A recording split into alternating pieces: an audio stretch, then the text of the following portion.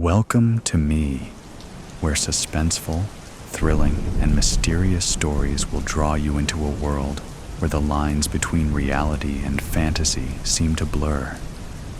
When the night falls, when all the sounds gradually quiet down, leaving only your own heartbeat and breathing, that's when these stories begin. Tensions, unsolved mysteries, moments that will make you hold your breath in fear or curiosity, all are waiting for you ahead. Find a comfortable seat, dim the lights, and let this sound guide you on a journey that is not for the faint of heart. I want each of you to leave a comment sharing where you are in the world. And if you are enjoying the episodes, don't forget to give a like and subscribe to the channel now. Relax. Are you ready? If so, join me in the first story right now. The Children of the Forsaken. The villagers called them Children of the Forsaken, those shunned to the Bear Claw Mountains, exiled from society. But the children called themselves the Watchers, for their view of the villages nestled in the valley below. And to their parents, they were merely Raya Navarium, Lilith Skyden, and Quill Weston, who in the Risen's name takes the forest path to Bearclaw, asks Quill, features twisting as a gentle frown and harsh laugh compete for dominance like wolves fighting over a kill. Lilith gives him the scolding look of a mother. Don't say that. Mother says it's a bad word. I heard that the Risen will come take your voice at night if you forget to say your prayers.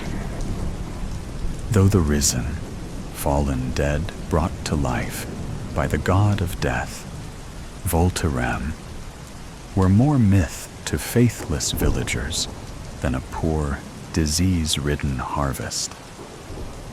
Amongst the Forsaken, the ancient gods were sacred. Quill gives an assertive nod to Raya. You were brought to the Forsaken as a child. What do you think? Are we going to make another friend? Raya's features may as well have been carved from stone, like the statues of the Risen in the underground temple below their feet. Her eyes are cast on the singularity in the distance, the cloaked figures cutting through the path against a blur of wind and snow, with the relentless endurance of a river's current. Raya was only a child when she was sent to the Forsaken. But as she grew, her past came back in fragments, like the shards of a broken clay bowl she'd accidentally dropped onto her foot trying to reach the table earlier this morning.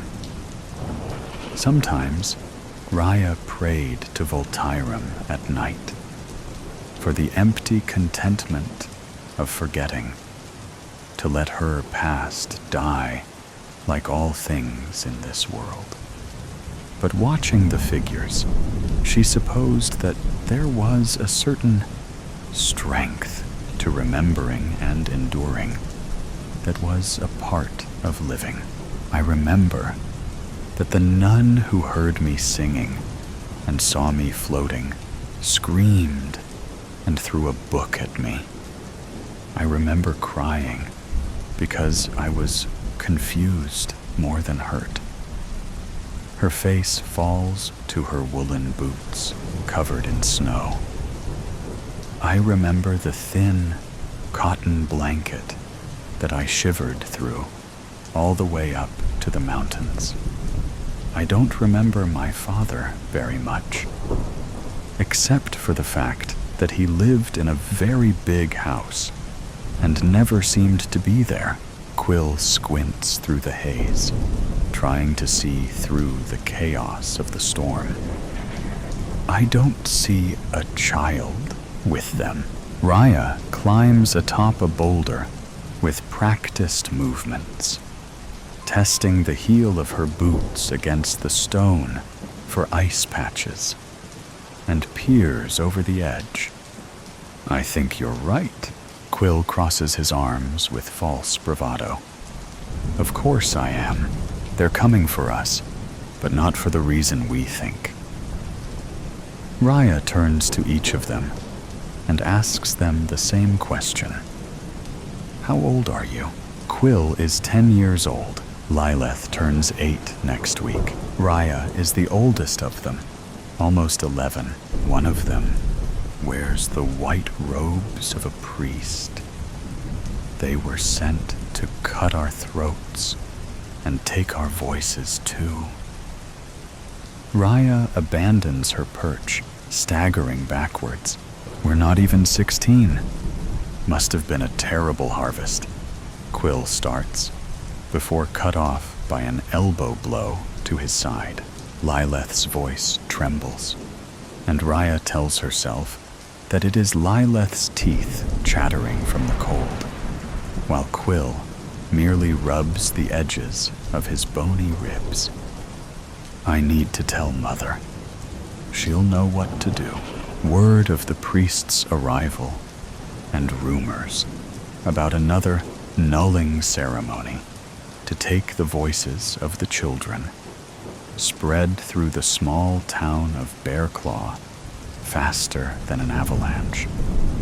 The children are kept safely behind locked doors and shuttered windows, while townspeople brandish an assortment makeshift weapons: knives, pickaxes, woodcutters' axes, shovels, old potions, and spellbooks. By the time the travelers arrive, the townspeople are ready and waiting. The children have been instructed to stay inside, stay away from the windows and door. But the coziness of the fireplace is almost stifling compared to the tenuous, cold, bitten air. Lilith turns away from the window, her eyes damp with tears. A few moments ago, her mother had forced her to look her in the eyes and wrote that if she could not be strong for herself, she must be strong for others. Her father, who mostly grunted in response to anything she said, hugged her and wrote that he loved her. Only now, Lilith started to realize that she would need to be strong for her people if her mother wasn't there to lead them. Huddled in the corner, hugging her knees against her chest, Raya tries to press her body flat against the wall to steady her trembling frame. Her mother wrote mutterings about the trouble that youth these days seem to find. Then she had stuffed firelight potions in the bag across her chest, wrapped another coat around her shoulders, and strung an amulet around her neck.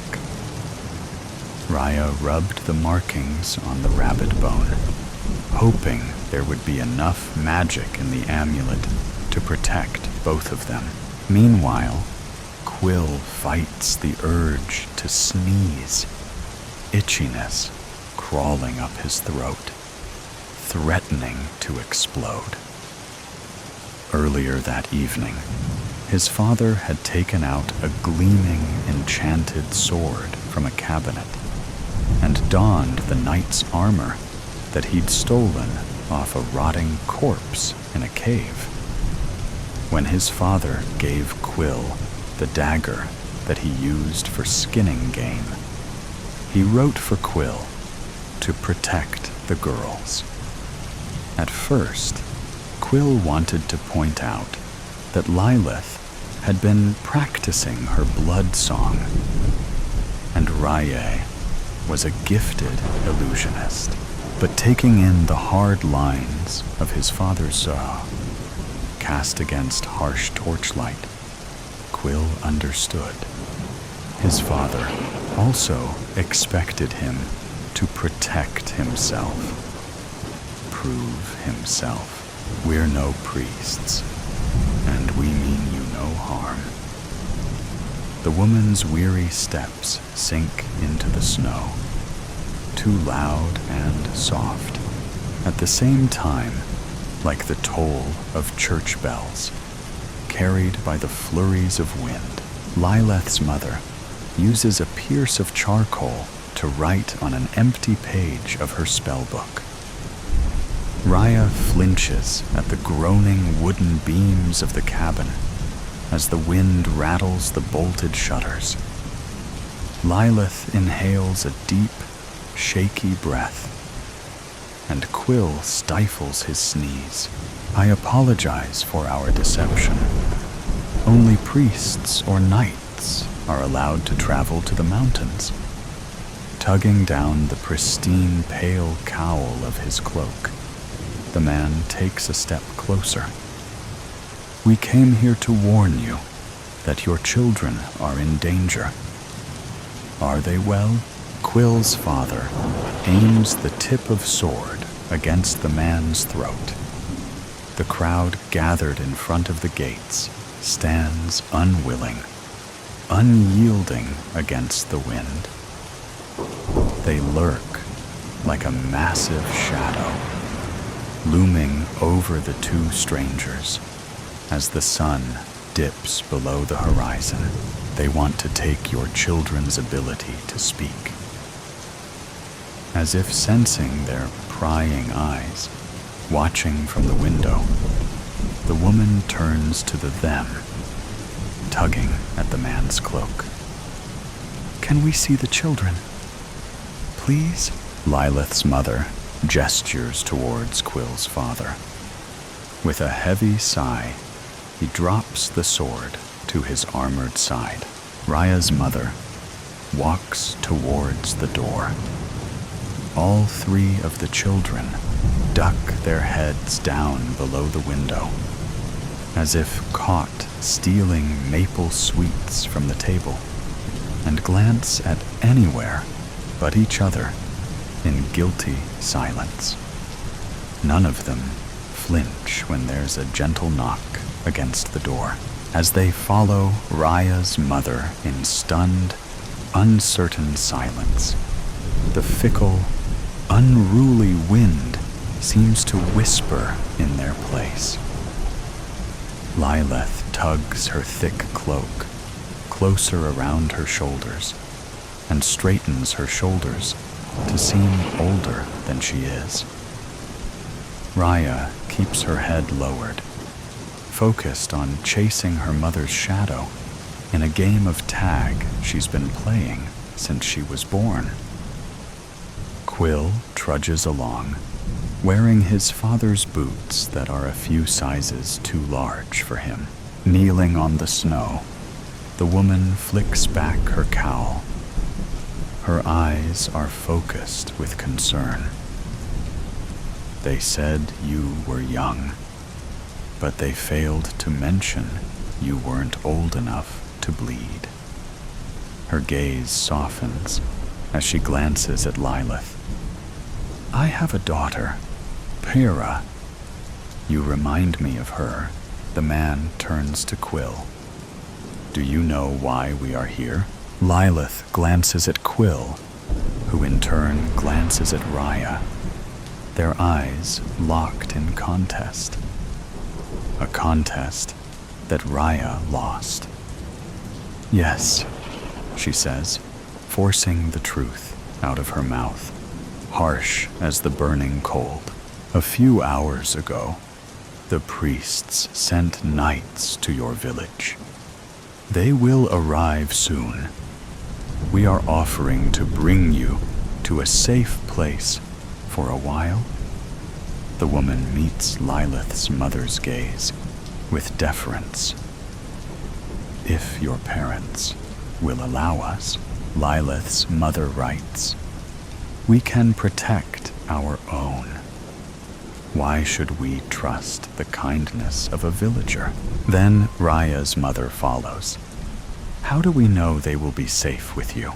Quill's father hesitates before adding, where will you take them? When will we be able to see them again? The rest of the crowd lift their spell books in the air. Messages scrawled in crooked, furious strokes that reminded Raya of the warning signs written with animal blood and placed before the forest path. You take our voices, our magic, and now you want our children? Leave. You are not welcome here.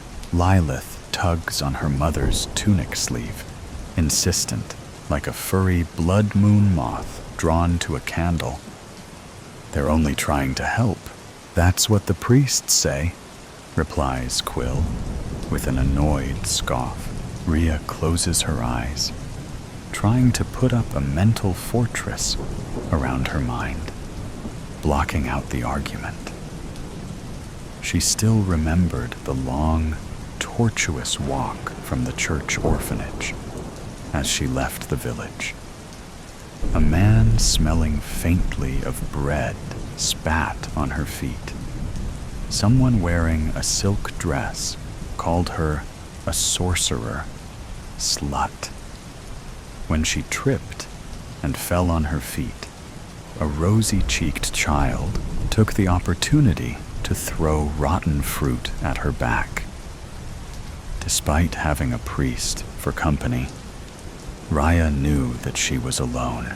But when she opens her eyes again, the memory of the villagers fade, and all Raya sees are two people who ventured through the cold wilderness to protect 3 children they'd never met from knights.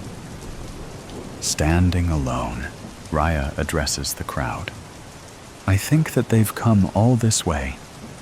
We should at least hear what they have to say. My wife, Vea, has a sister that lives in a cottage on the other side of the sea in Whaley's Fair. Your children would be staying there. You could come visit whenever you wished, so long as you were not followed by knights. The man takes a step away from the crowd, giving them some privacy.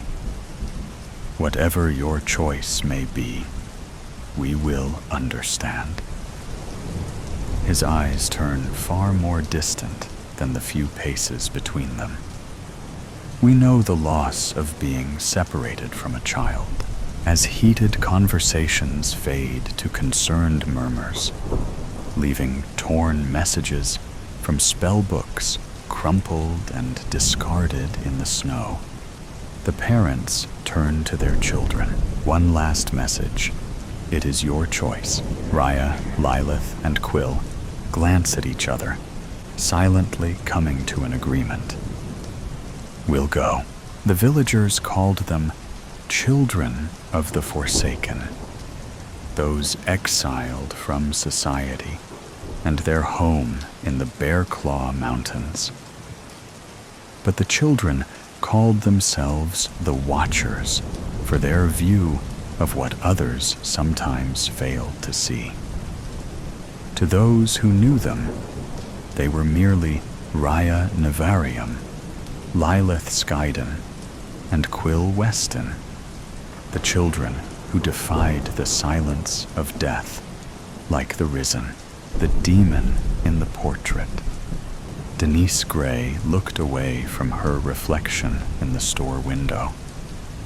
The sight of that perfectly proportioned young body only served to remind her of the curse. As a young woman, she'd posed for an enigmatic artist who had painted her picture while spinning words that were at once wonderful and frightening. It hadn't been long after that she learned the reality of the painting and its associated curse. One day, she was accosted by a thief. And before she realized what was happening, he had run a dagger through her heart. She cringed, but when the thief pulled the knife out, there was no blood where she had been stabbed. A swift kick to the groin sent him running, but when she opened her now ruined blouse, she realized that she was unharmed, not even a scratch. Denise thought about it and realized that her situation was like a story her mother had told her, called The Painting of Dorian Gray.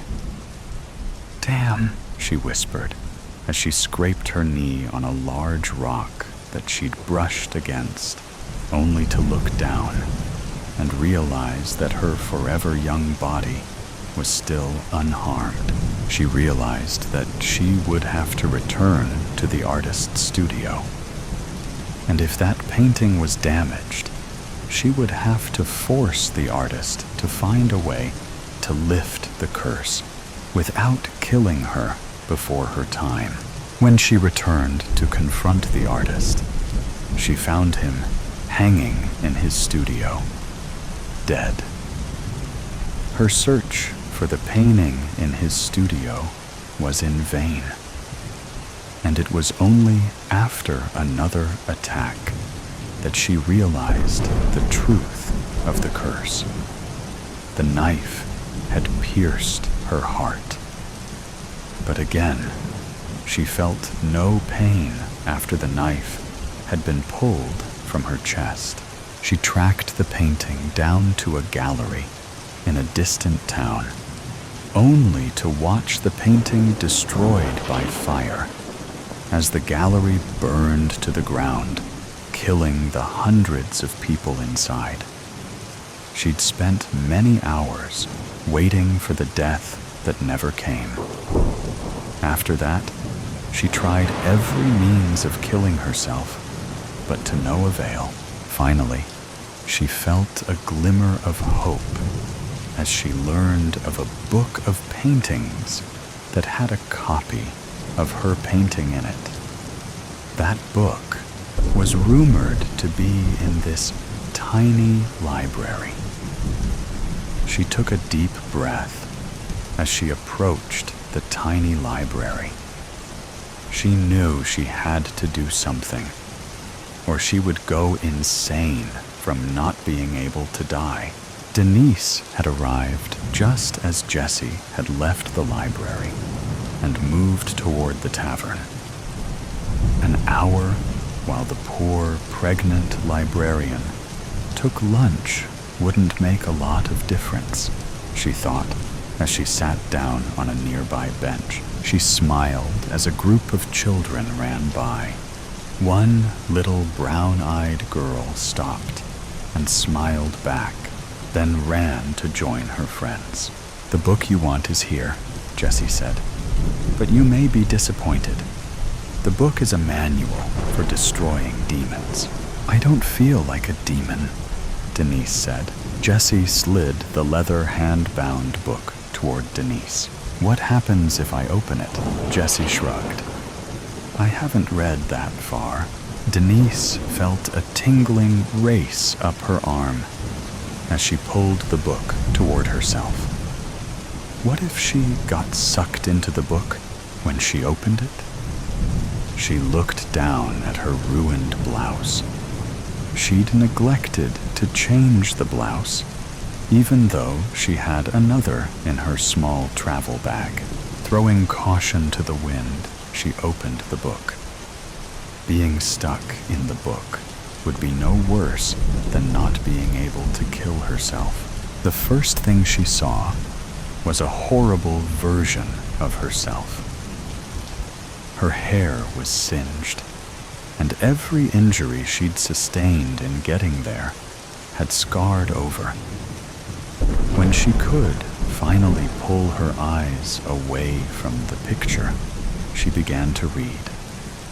The demon her painting had become had spoken from the painting and convinced the artist to hang himself Then she had started the fire that destroyed the original painting, killing all the people there for the unveiling.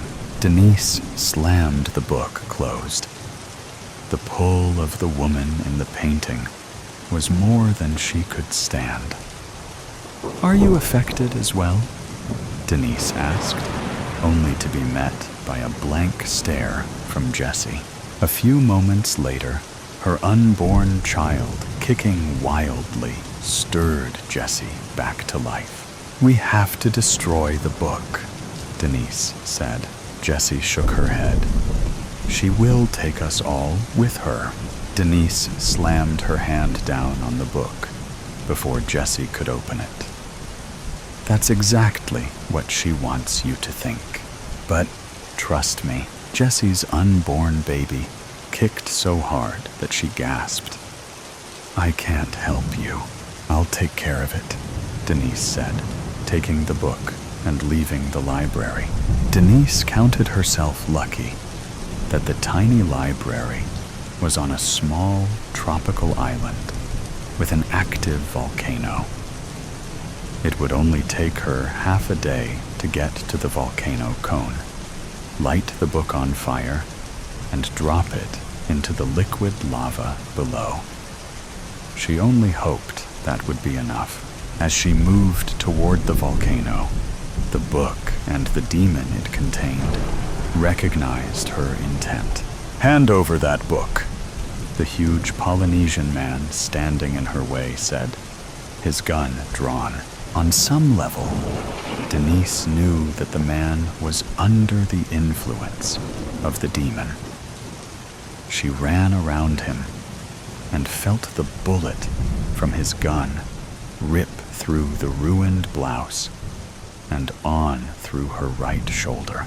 By the time she reached the trail at the edge of the volcano, she could feel the demon trying to stop her. Branches and thorns reached out for her, only to rip more holes in her ruined blouse as she ran toward the summit. Finally, she reached the edge of the cauldron and the bubbling lava below. "No!" The sound of the wind and the rush of the heat shouted as the edges of the book began to smoke. The book burst into flames as she tossed the book toward the lava. It hung suspended above the lava, flaming bigger and brighter, but without being consumed.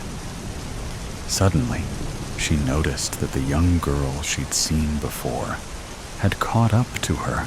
"It's drawing power from your blouse." Denise shook her head. None of this made sense. The blouse had taken the brunt of the damage inflicted on her and was ragged and full of holes.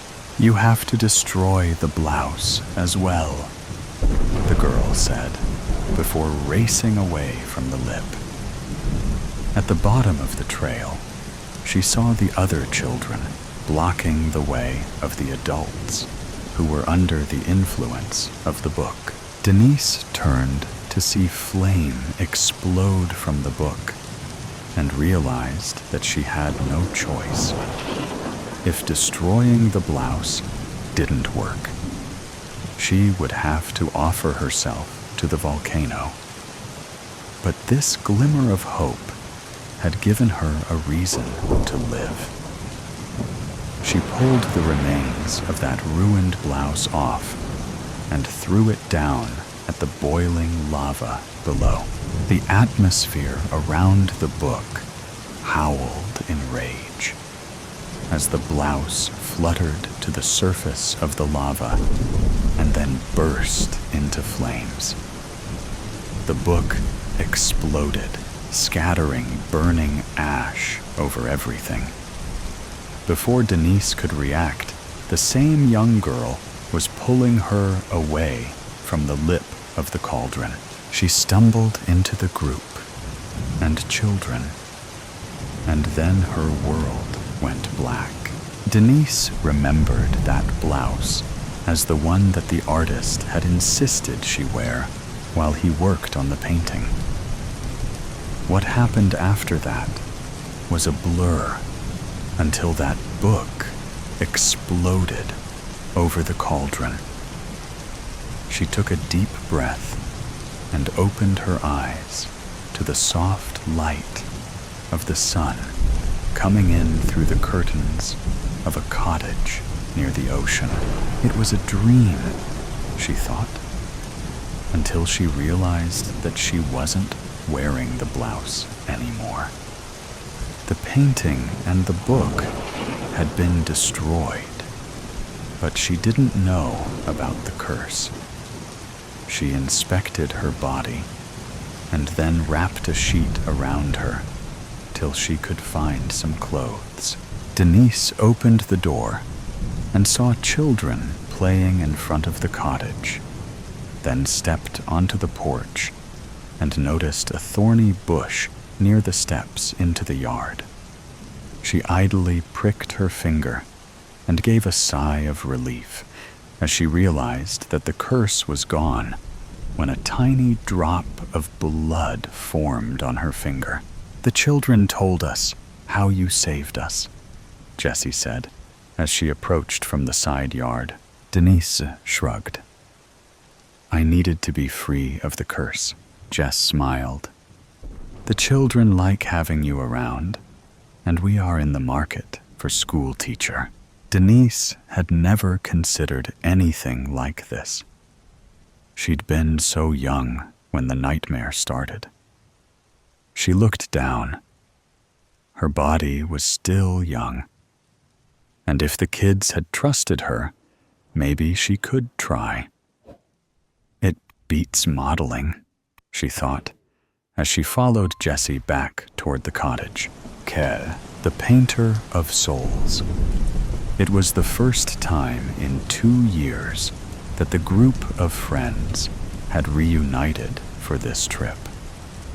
After many cancellations and unfinished plans, everyone had made an effort to make this outing a reality.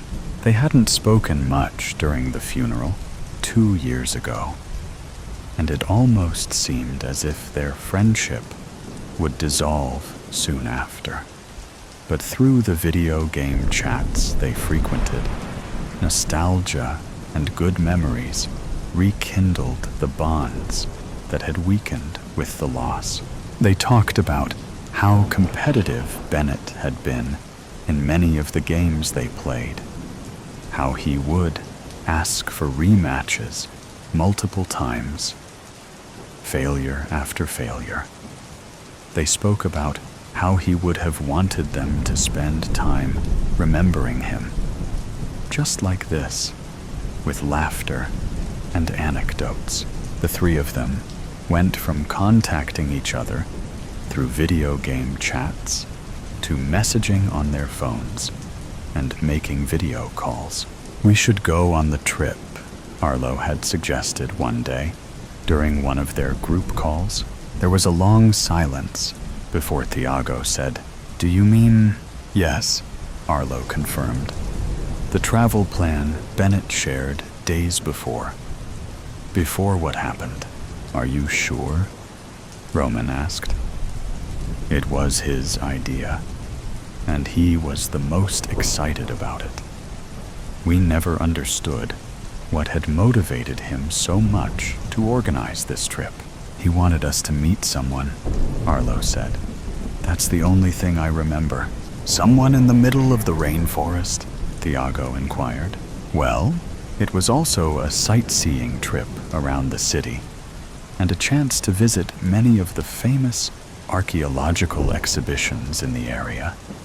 The museums, too," added Arlo, who had, in fact, graduated in art history. "And what about the person you said he wanted to find?" Roman asked. "I suppose we don't have enough information to look into that," Arlo observed. "That's why I suggest we take the trip in his honor and try to enjoy it as the four of us would have. You know? That's not a bad idea," Thiago said, encouraged. I could use a holiday. I need to get out of here. An excuse to take a break from my business. And when was the last time we traveled together? Roman added. Let's do it. Just like that, the three of them made their preparations for the trip on the following weeks. They looked up information about their destination and its tourist attractions, paid for their plane tickets, and agreed to meet at the airport 2 hours before the flight. On his way to the airport, Arlo had decided to stop by Bennett's house. He knocked on the door, and it was Bennett's mother who answered. The woman looked at him in surprise, but she immediately moved to hug him once she recognized him. My goodness, Arlo, it's been so long. I wasn't expecting to see you after the funeral. Come in, come in. She invited him inside.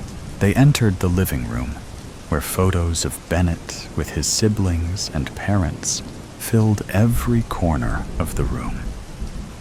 Arlo avoided looking at them as his mother offered him a seat. No, thank you. He smiled politely. I was just passing by to let you know that I'm going on a trip. Actually, the three of us are going.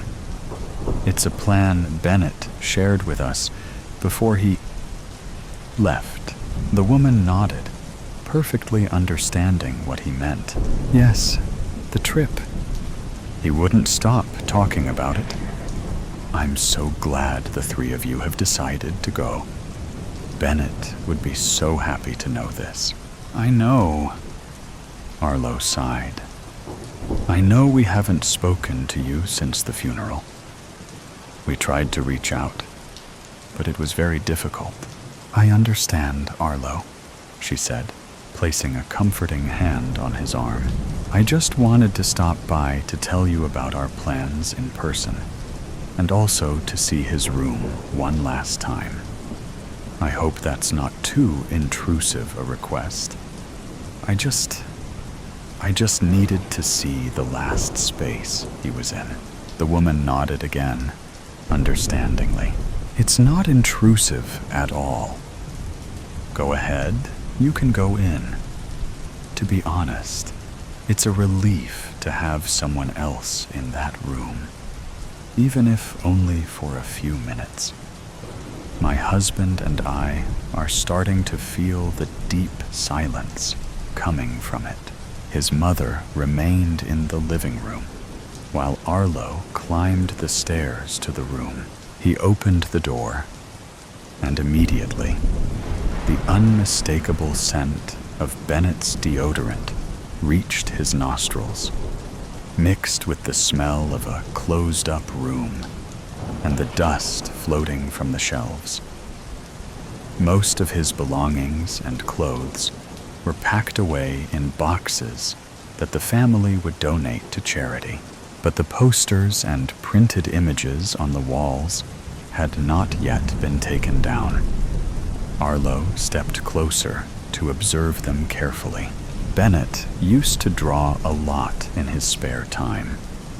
Despite having graduated in computer science and cybersecurity, his true passion had been drawing and sketching, something he had dedicated himself to in his free time, both inside and outside of university. On the wall were drawings that seemed to depict them, the group of friends, peculiarly colored in primary colors. In some drawings, Roman and Thiago were shaded in pink tones. In others, a slightly more purple hue. Bennett himself was shaded in gray. Arlo was always painted in red. Arlo gazed at the drawings with resentment, holding back the urge to tear the paper from the wall. During the first 2 days at their destination, the three friends spent their time at the 4-star hotel they had booked. When Arlo suggested going to the city center to explore, the other two sighed in annoyance. "We have a week and a half to explore whatever you want," said Tiago, still wrapped in his sheets. "We won't have the chance to enjoy this level of luxury once these holidays are over. You're the one finishing a PhD in history and art, Arlo. You can go without us," added Roman as he put on his swimming trunks. Getting ready to head to the pool, Arlo irritably reminded them, "This trip is for Bennett.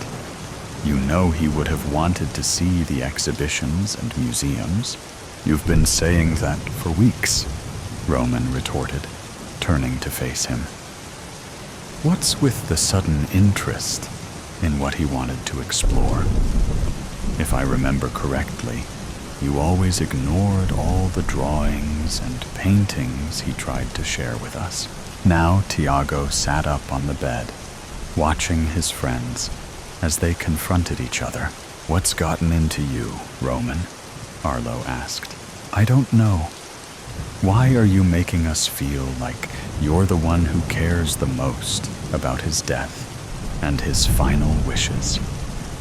We mourn his loss too.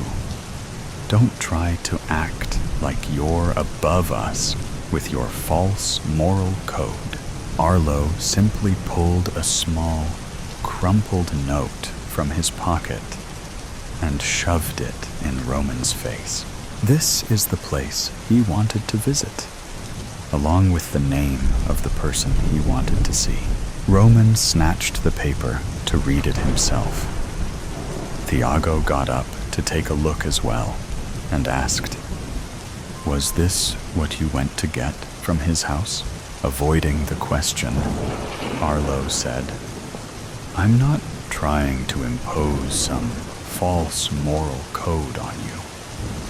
It's normal to feel guilt, but the best thing we can do is show a bit of interest in what he loved. That's all I'm trying to do."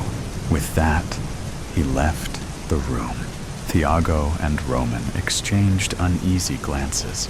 "I have no idea what's going through his head," said Roman. Tiago shrugged, though his expression remained troubled. "You heard what he said. It's normal to feel guilt. I'm sure he's going through the same thing." An hour later, the three of them made their way into the city, stopping by the tourist spots they had planned in advance. This time, however, the excitement they had initially felt for the trip was gone. A sense of impending doom loomed over them, and there was nothing they could do to dispel it.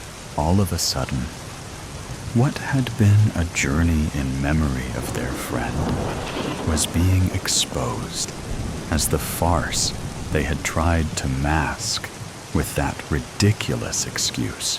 The last place left to visit was the shop. It was an art shop.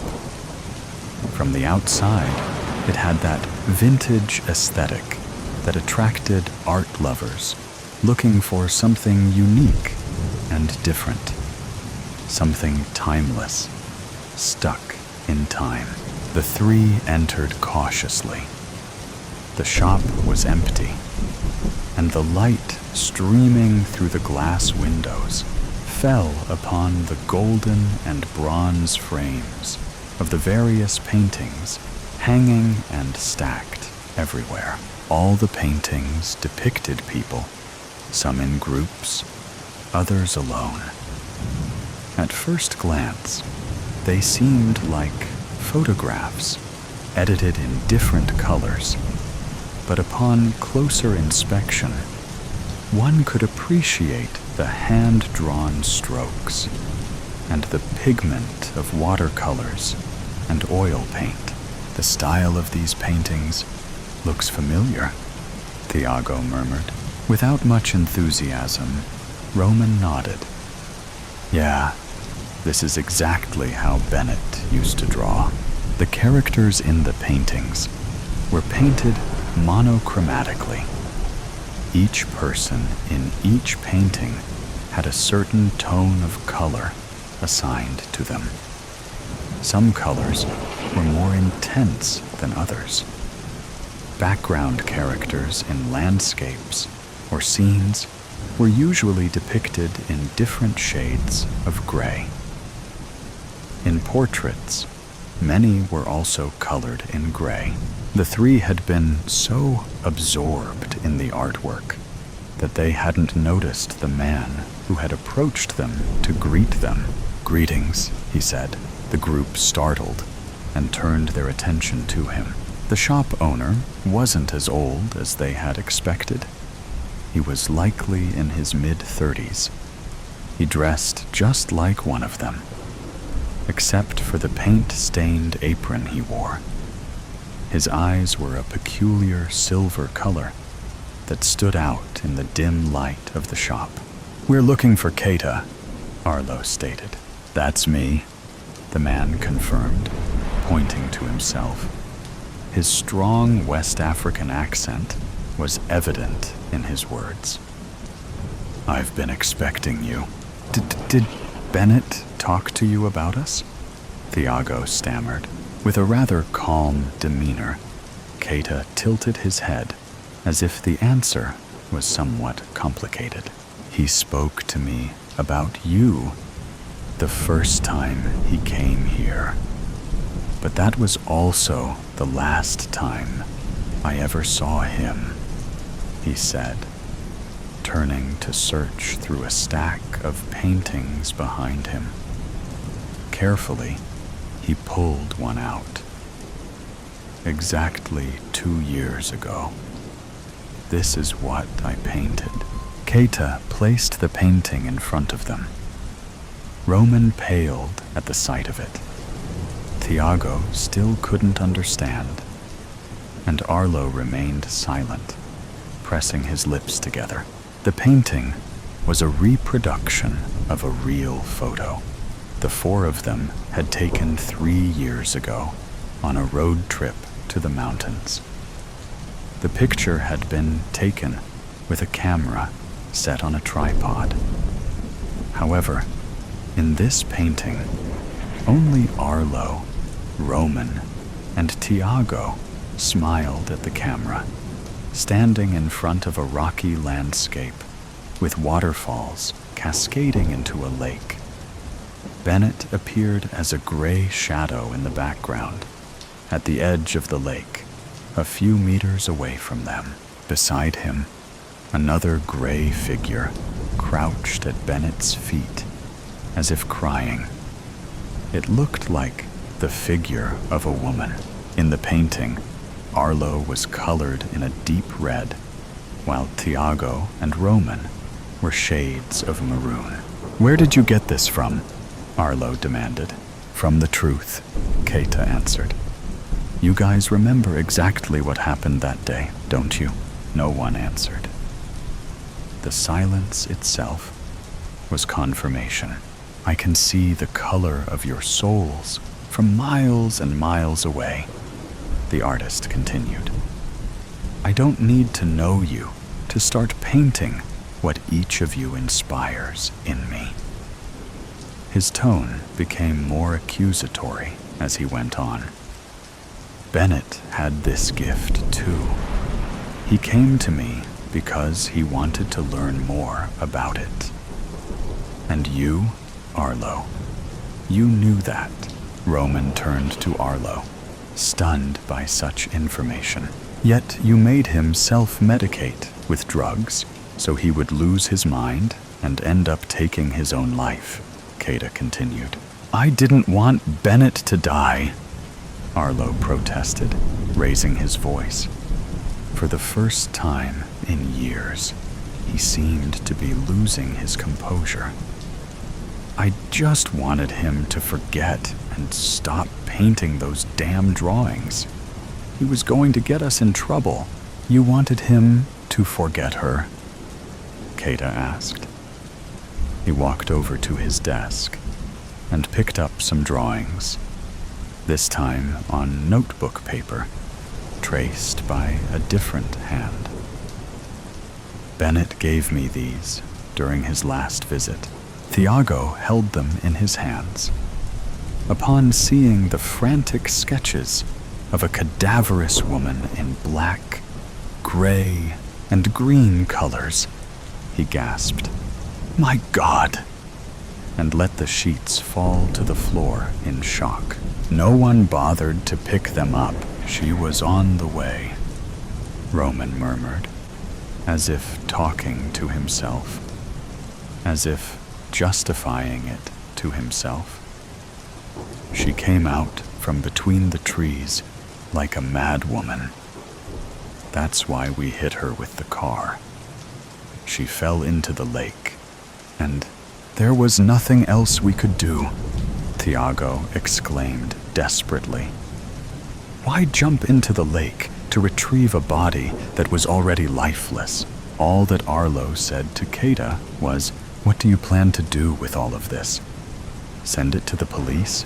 At the absurdity of his question, Keita replied, "I am not in charge of the punishment of men.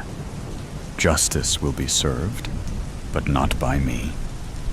His silver eyes gleamed as he spoke. "Just keep in mind that now 2 souls are tied to your fate." As soon as they left the place, the 3 of them didn't say a word to each other until they reached the hotel. The following day, each took their flight back home. In the following months, Thiago turned himself in to the police as an accomplice in the cover-up of the hit and run. He was sentenced to 3 years in prison. When the police interrogated Roman, he revealed that although they were all drunk at the time of the incident, it was Arlo who was driving the car and who suggested they continue the trip. Roman was facing 2 years in prison. No one knew of Arlo's whereabouts. He seemed to have moved and changed his name. The authorities did what they could to search for him, but since the victim had been someone suffering from a mental illness and had run away from her own home, and therefore had little family who could report her disappearance, except for a sister, they were content with having 2 guilty individuals in prison and letting the one who escaped go free. Months after all of this, in their respective cells, Roman and Thiago received a letter in a brown envelope. The letter consisted of a pencil-drawn illustration showing Arlo drowning in a lake of skulls. The lake was the only part painted in a deep red, like blood. The chase on the rails, a pre-World War I. Calm masked the coming global upheaval. Amidst this backdrop, a train chugged steadily through the English countryside, its destination, Dover. Aboard the 1914 vessel, a passenger captivated many. The air was thick with a mix of excitement and unease as the train thundered down the tracks, its rhythmic chugging creating a comforting backdrop to the day's unfolding drama. Outside, the view was a mosaic of vibrant green meadows and charming hamlets, smelling fresh earth wafting through the windows, contrasting with arguing the imminent war. Inside the train carriage, the passenger in question sat quietly, their demeanor calm, yet enigmatic. Dressed in a sharp suit and hat, they exuded an air of mystery that drew curious glances from their fellow travelers. The train's rhythmic motion seemed to lull the other passengers into a sense of security, but an aura of intrigue surrounded this particular individual. The landscape outside the window shifted from a bustling cityscape to serene countryside. The enigmatic passenger remained a captivating enigma. Who was this mysterious figure, and what secrets did they carry with them on this fateful journey to Dover? The answers lay shrouded in the depths of their enigmatic presence, waiting to be unraveled by the curious minds on board. As the train neared its destination, the tension on board seemed to heighten, mirroring the growing unease gripping the world at large. Little did the passengers know the events set in motion by this mysterious traveler would soon intersect with the tumult of war, forever altering the course of history. Among the passengers was Mata Hari, the enigmatic Dutch dancer and courtesan who had captivated and charmed the elite of Europe. But her allure had drawn suspicion, and the British intelligence service had dispatched one of their finest, a seasoned spy named Jonathan Hawke, to shadow her every move. As the train pulled away from Victoria Station, Jonathan positioned himself discreetly in the adjoining compartment. His eyes never left the door to Mata Hari's cabin. Dressed in an inconspicuous dark suit, he blended seamlessly with the other travelers, his demeanor calm, but his senses alert. The rhythmic clattering of the train wheels provided a steady soundtrack to the journey. Jonathan's thoughts were as relentless as the locomotive's progress. He knew Mata Hari was dangerous. Her charm and beauty merely veils for her cunning and guile. The British had reason to believe she was ferrying secrets to the enemy, and Jonathan's mission was simple: follow her, gather evidence, and ensure she did not slip through their fingers. In her compartment, Mata Hari appeared unperturbed, gazing out at the passing landscapes with an air of nonchalance. Her elegant attire, a blend of exoticism and European sophistication, further enhanced her mystique. Her eyes, however, betrayed a sharpness, a readiness for the unexpected. As the train approached the coastal town of Dover, Jonathan's instincts heightened. He knew that if Mata Hari were to escape, it would be through the port, where she could easily vanish across the channel to France. He reviewed his plan, every move calculated to counter any strategy she might employ. The train's whistle announced their arrival at Dover. Passengers gathered their belongings, anticipation mingling with the salty sea air. Jonathan observed Mata Hari, who seemed in no rush. Her leisurely demeanor was unnerving, but Jonathan knew better than to underestimate her. At the station, the hustle and bustle provided ample cover for both pursuers and pursued. Jonathan kept a safe distance, blending with the crowd, Matahari moved with purpose, her steps leading her inevitably towards the ferry docks. As the crowd surged forward, Jonathan deftly maneuvered through the throng, maintaining his vigil on Matahari. His heart pounded, the adrenaline of the chase sharpening his senses. He saw her exchange a quick glance with a man in a gray overcoat, a signal too subtle for most eyes, but not for Jonathan's trained observation. Matahari quickened her pace, gliding through the bustling station with the grace of a dancer. Jonathan matched her stride for stride, his focus unwavering.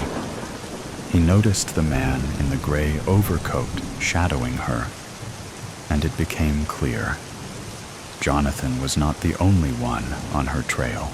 The docks were a maze of activity, with ferries preparing for departure and travelers hurrying to embark. Matahari headed towards a smaller vessel, its destination marked as Calais. Jonathan felt the tension coil within him. He had to act swiftly to prevent her escape. Just as Matahari reached the gangway, Jonathan closed the gap, his hand inching towards his concealed firearm. But before he could make his move, the man in the gray overcoat stepped forward, blocking Jonathan's path. Their eyes locked, a silent recognition passing between the two agents of their deadly game. In a flash, the man drew a weapon, and something forced Jonathan to dive for cover. The crack of gunfire split the air, sending panic through the crowd. With the sight of her bodyguard lying dead with a bullet in the middle of his forehead, Matahari, seizing the moment of chaos, darted up the gangway and onto the ferry. Jonathan scrambled to his feet, his gaze fixed on the retreating figure of the dancer, now almost obscured by the fleeing passengers. Desperate, Jonathan sprinted towards the ferry, but it was too late. The vessel pulled away from the dock, the gap between the ship and the quay widening with every second. He watched as Matahari stood at the railing, a faint, knowing smile playing on her lips. The sound of the ship's horn echoed through the harbor, signaling its departure. Jonathan's heart sank as he realized he had missed his chance to reach Matahari. The image of her standing there, so close yet out of reach, haunted him as the ferry disappeared into the horizon. Despair washed over him as he stood alone on the empty dock, the cold wind cutting through his coat and sending shivers down his spine. The sound of seagulls echoed in the distance, a stark reminder of the solitude that enveloped him. His heart ached with the weight of uncertainty, wondering if this missed connection would be his biggest regret. The memories of their last meeting played like a broken record in his mind, each moment tinged with longing and a sense of unfinished business as he gazed out at the vast expanse of water. He couldn't shake the feeling that something important had slipped through his fingers, leaving him adrift in a sea of what-ifs and maybes. The setting sun cast a golden hue over the horizon, painting a bittersweet picture of what could have been. The death of the artist. People file, though, galleries like they're waiting in the queue at the pharmacy. "Ooh," I hear someone say. "I like that one," pointing at a depiction of the artist being ripped to shreds in the war-torn jungles of Vietnam, like it's a new type of corn plaster she's thinking of taking for a spin. Most people move at a bureaucratic pace, past each frame. Tick, tick, tick. It makes sense if you want to see as much as you can. As the factoid goes, if you looked at each painting in the Louvre for just 30 seconds, it would take over 8 days to see them all. Nobody has that much time. I sit at the other end of the spectrum. I want to find artwork I'm entranced by. And when I do, I offer myself up for captivity. "Captivate me," I say, as I look at it loudly close up and quietly from a distance. I look at it in and out of focus. I close my eyes to try and recreate it in my mind. Then I look again. I look at the little corners that the artist probably thought nobody would focus on, or at that figure in the background, doing an impression of being incidental. I sit at bench 40Q in the Turner Contemporary, Margate. The painting I'm looking at has been in the gallery's permanent collection for 1183 days, and I've been here for most of them. Not in this spot the whole time. I'm not a lunatic. I do know the security guards by name, though, and they me. Trev, Stu, and Gaz have all added me on Instagram. Gaz has a great side hustle in bespoke, oversized macrame pieces. The gallery is on my way to and from work, and my twice daily visits to this painting have been a helpful pause, an inhale, exhale, as I take my own bureaucratic steps. So I feel like I've put in enough hours to generalize a little bit about gallery goers. The painting I sit in front of is called The Success of Icarus. It's a trans avant-garde painting. That is to say, it's bold and expressive. It tells its story with drama. Icarus doesn't fall. He rises. His arms stretch out to the sun. He is enveloped in white light, and his feathers begin to fall away. But his face is ecstatic. I've always thought he looks like someone at the top of a roller coaster, eyes wide with exhilaration, anticipation, and fear.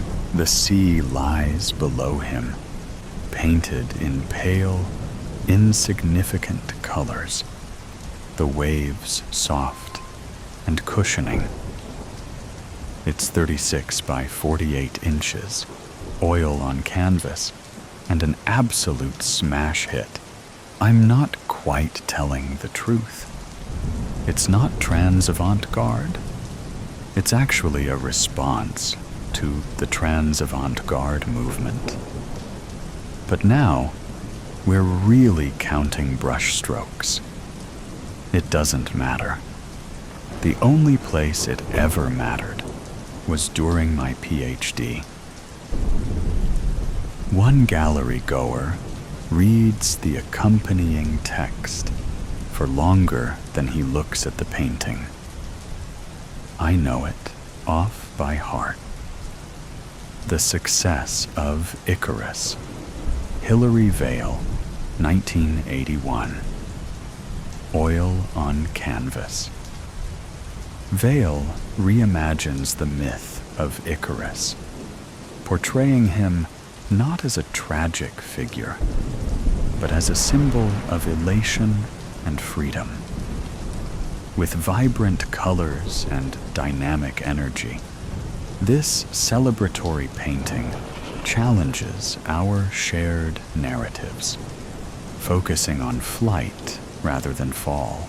The artist requested multiple revisions of this piece, leading to legal action by the gallery before the final version was completed in 1988. I check my phone. 8:46, already 1 minute late. I stand up to go. "Cheerio, Nate," says Trev. "Bye," I say, and stop. I step closer to Icarus, narrowing my eyes. Is that... I lean in. Maybe it's because I've been thinking about all the changes Vale made. But I swear, there's something different about it. Next to Icarus's mouth, where the feathers are beginning to scatter amongst the confusion of barbs, there's an unfamiliar shape.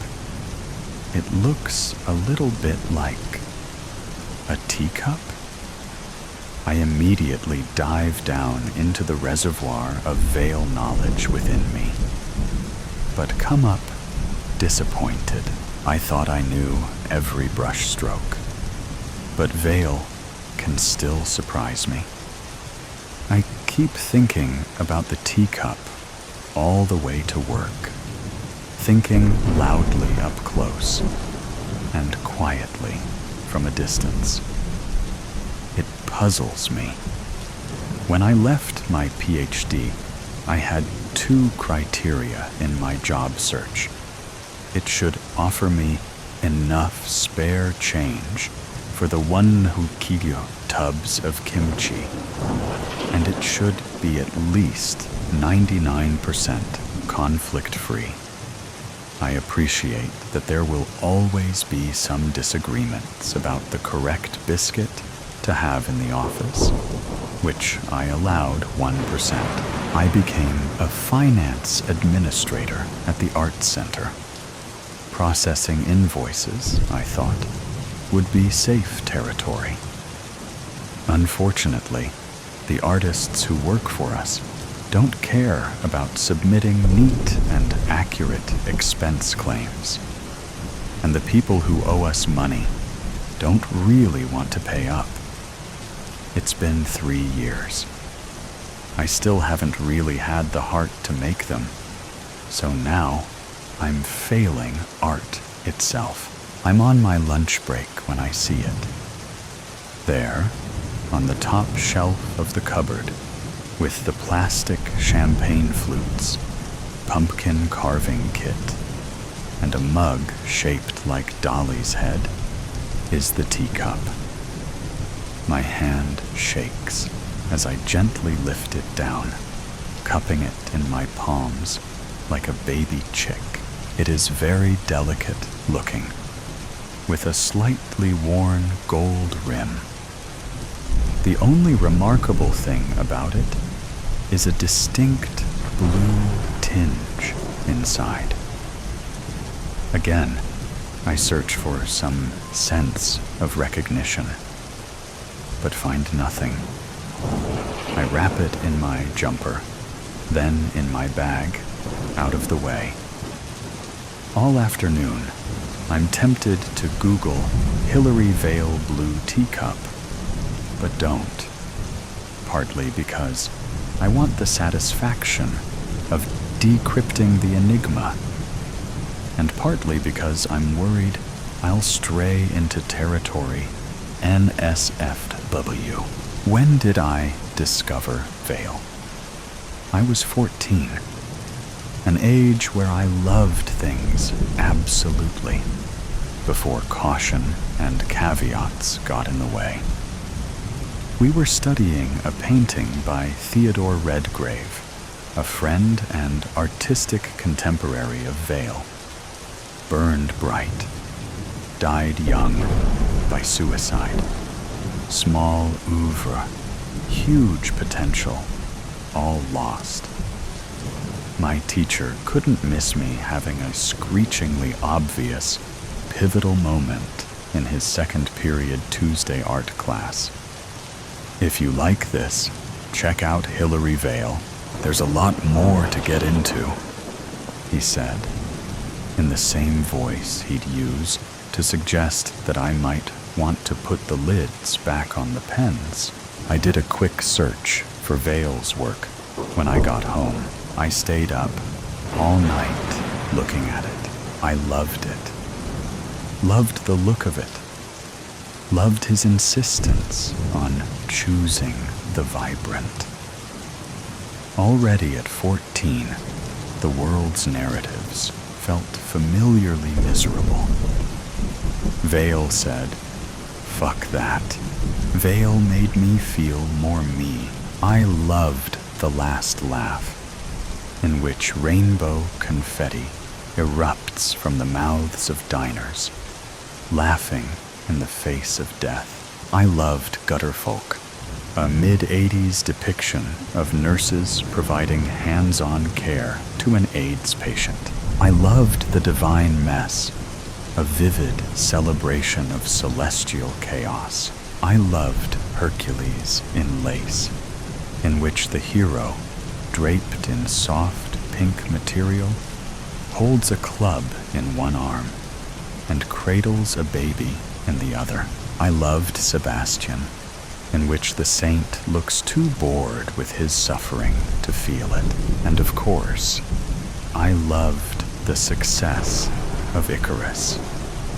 That night, my heart pumping neon red blood through my body, I'd looked up Vale himself. Still alive. Not just that, contactable. I wrote him an email to say, "Thank you, thank you, thank you."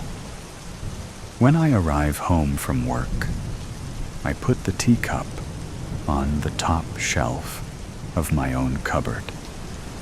It is hardly in danger from my part cat, part cushion icky, but it feels right to try and keep it safe. "All right, Gaz. Afternoon, Nate. Been at the macrame again then?" I wave my phone. Can't not do it. He winks and chuckles, not finding that joke any less funny than the first time he told it. I am just about to tell Gaz I've been meaning to put in a good word for him in the cafe exhibition space at the art center, when I look at Icarus and see it has changed again. Do you see that? I point next to where the teacup was. What? It looks like a bottle, a tiny bottle, pouring. See it? Gaz wrinkles his nose. Nah, can't see it, Nate. You must have looked at this guy one too many times. He makes the sign for crazy. But then again, he says, what do I know? I'm not the art doctor, eh? He slaps me on the back. I pause, my gaze suddenly completely stuck. Well, neither am I. Am I? Close enough, mate. I shake myself out of it. Make myself look him in the eye. Smile. I must remember to speak to Maggie about the cafe space. On the walk home, Gaz's comments pull me back to that moment, that room, 3 or so years ago. There's a certain shade of disdain, which I've only seen from professors. Somewhere along the road to seniority, They all master it. Maybe they teach it at the graduation ceremony. Wouldn't know. Professor Sophie Simons, preeminent trans avant-garde expert with a specialism in Hilary Vale, had printed off my thesis so far. She had not sent me the notes ahead of my supervision. I'd been waiting 2 months since our last meeting. This copy had creased pages, coffee, and wine, stains, and as she passed it over, she said, "Sorry, it appears some pages are out of order." I flicked through the first few pages, which had been scrawled on in various hands. "What's going on?" We sat opposite each other in her poky, umbrous office. It was a room in which I felt a Vale expert should have refused to teach. She perched on the edge of her chair, hands clasped. I felt, last supervision, that our conversation was unproductive. Her expression was concerned. Yes, we argued. A spirited discussion about the Redgrave matter. Any more than that, and I would have referred the matter to the faculty. She raised an eyebrow. "Please bear that in mind," she continued. "In our world, debate is par for the course. Pardon the pun, if you will. We must all stand up to critical vigor. But there is a point at which that becomes inappropriate. Please, I can't take another attack. You must hear me, Nathaniel, when I tell you that you have reached and passed that limit." Her voice became sharp. "I can't tell you how many times I have attempted to dissuade you from your theory that Icarus was painted by a dead man. I think he's a collaborator, obviously not after he died," I said, already exasperated. "Please refrain from interrupting me. I don't wish to argue with you." Her tone softened. "I do ask that you hear me. Otherwise, we won't have time for you to complete your studies. We'll have to consider deferral, or worse."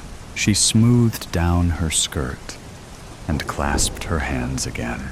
"I really do want you to consider this, as I'm sure you could be a stellar presence in the trans avant-garde academic community. I've taken the time to ask my most eminent colleagues to read your draft. You will find some intellectual truths here from those who should matter if you want to pursue a future as a Vale scholar. Icarus is not a lost Redgrave. It is a tribute to him. This is a crossroads. There's still time to take another path. I've contacted Vale. I know he'll get back to me soon. The artist is not the canonical interpreter of their work. You know this. It doesn't matter either way. It's futile." She held her head in her hands and addressed him as though he were a 5-year-old who'd used her acrylics to paint the radiator. "The work speaks for itself, Nathaniel. I knew as I walked out that it would be the last time we'd speak. At least as professor and student. Even if I picked some other central argument. With this thesis trick, she'd done a bang-up job of preemptively raising my reputation. I'd expected the worst. But even this didn't prepare me for the ambush when I read the notes. Inchoate notion of Vale's context. Gutterfolk is 1987, not 1986. Fundamental misapprehension of Vale and Redgrave's styles. Absolutely, Stephen. Couldn't agree more. You must abandon this notion. And one which simply said, "Ha, I'm so deep in memory, I nearly miss the small bottle. It's peeking out from a pile of discarded food packets by my bins. It's made of thick blue glass with a floral pattern. I have a battle with the cork stopper, but eventually I'm victorious. The inside smells of bitter almonds. I quickly replace it. I know very well what Redgrave drank to kill himself. What I don't know is why it's in my possession. I walk home quickly and put it on the shelf next to the teacup. Vale wouldn't have spent time on grim thoughts. So after Professor Simons and I uncoupled, I tried my best not to ruminate. I hadn't won over the establishment, and the artist had not validated my theory. But no one died, just my ambitions, and the plan for the rest of my life. As I look at Icarus this evening, I get as close up as I'm allowed. I trace my finger in the air over the brush strokes of the impossibly textured sea, a palimpsest. I look at the eyes, which bear a hint more definition than Vale's usual style. They look wider, more fear than exhilaration in them today. As I scan the sky, I see them all. The teacup, the bottle, and holding the bottle, a hand, not Icarus's. I think about my solitary park walk home and bite my nails. "Oh, right, Nate," I hear Security Stu call. "Heard you got Gaz his first exhibition." Maggie had loved the idea of macrame. Apparently, cord is in. He shakes my hand vigorously. "Good lad. About time Gaz got some recognition for his strings." "No problem," I say. "Evening, Stu." I glance at Icarus one last time before leaving. I can't help but see the hand. The little finger sticks out. Jaunty. Camp. I wonder if I'll make it home. I'm really glad I put the bottle of cyanide where Icky can't get it. I'm close to the park when my phone begins to ring. It says unknown number, but I know who's calling. I answer. "Hillary Vale?" That's right. Hearing such a familiar voice addressing me feels like seeing the eyes of Icarus turn, slowly seeking to fix directly on mine. "You emailed me a long time ago. Sorry it's taken me so long to reply. You really don't have to," I say. He laughs, and even though now I know what I know, I still feel a rush, an aurora surge within me. "I sent you some emails more recently. I could have done with a reply to them, too." I pause. Redgrave painted Icarus, didn't he? It takes a while for Vale to reply. He was more of a collaborator. But yes, we made it together. I'm back in the office. I'm telling Professor Simons.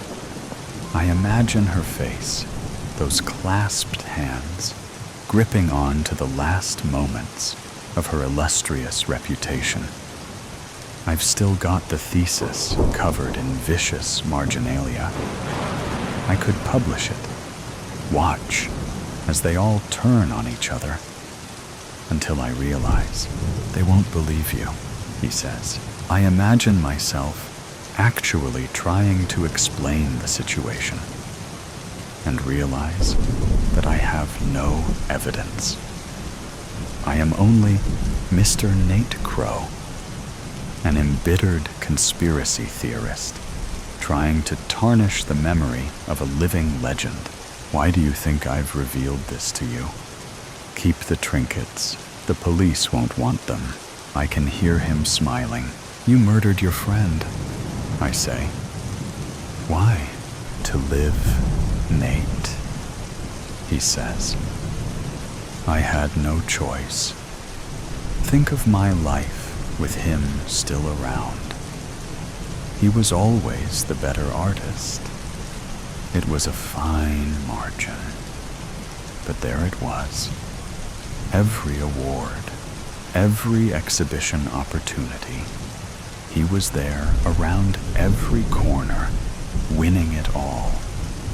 I always thought I could achieve more, do better, outrun him like Atalanta, until he painted Icarus. When I saw it, how remarkable he had made my vision. That's when I knew I'd never be legendary with him around. I was great, but he was greater. And so, his voice became a forced rasp. I needed to be the sun.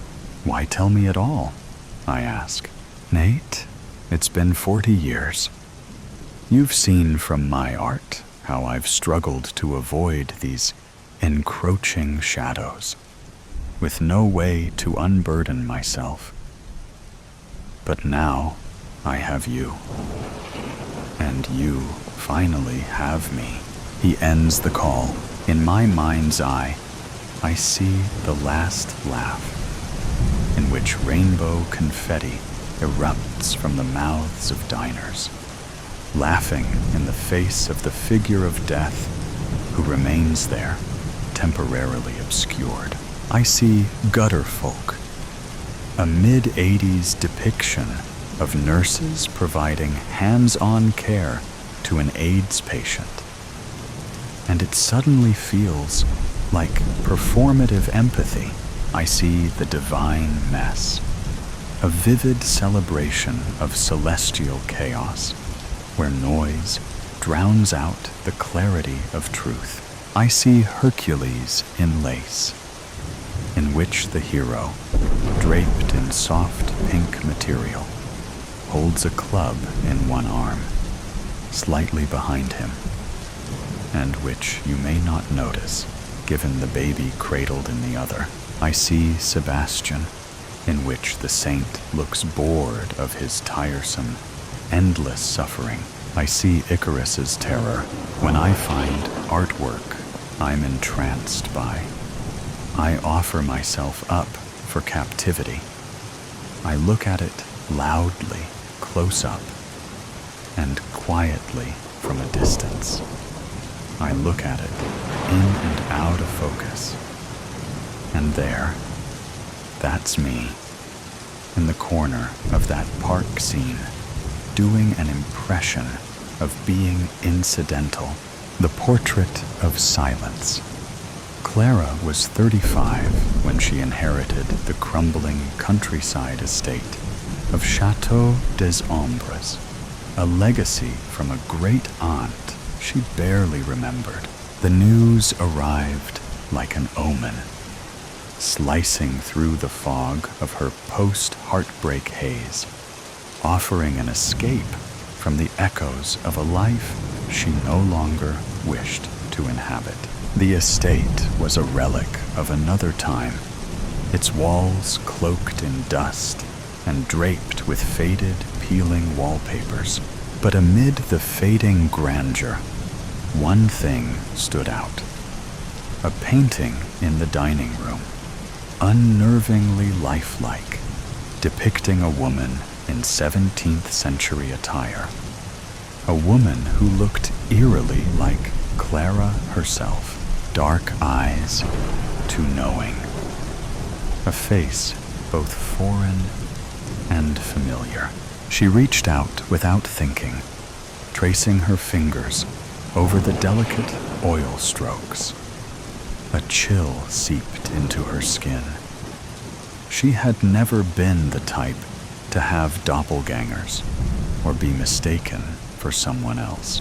Yet, as she stared at the unsettling realism of the portrait, she wondered, was her face simply ordinary or disturbingly unique? At first, she dismissed the unease.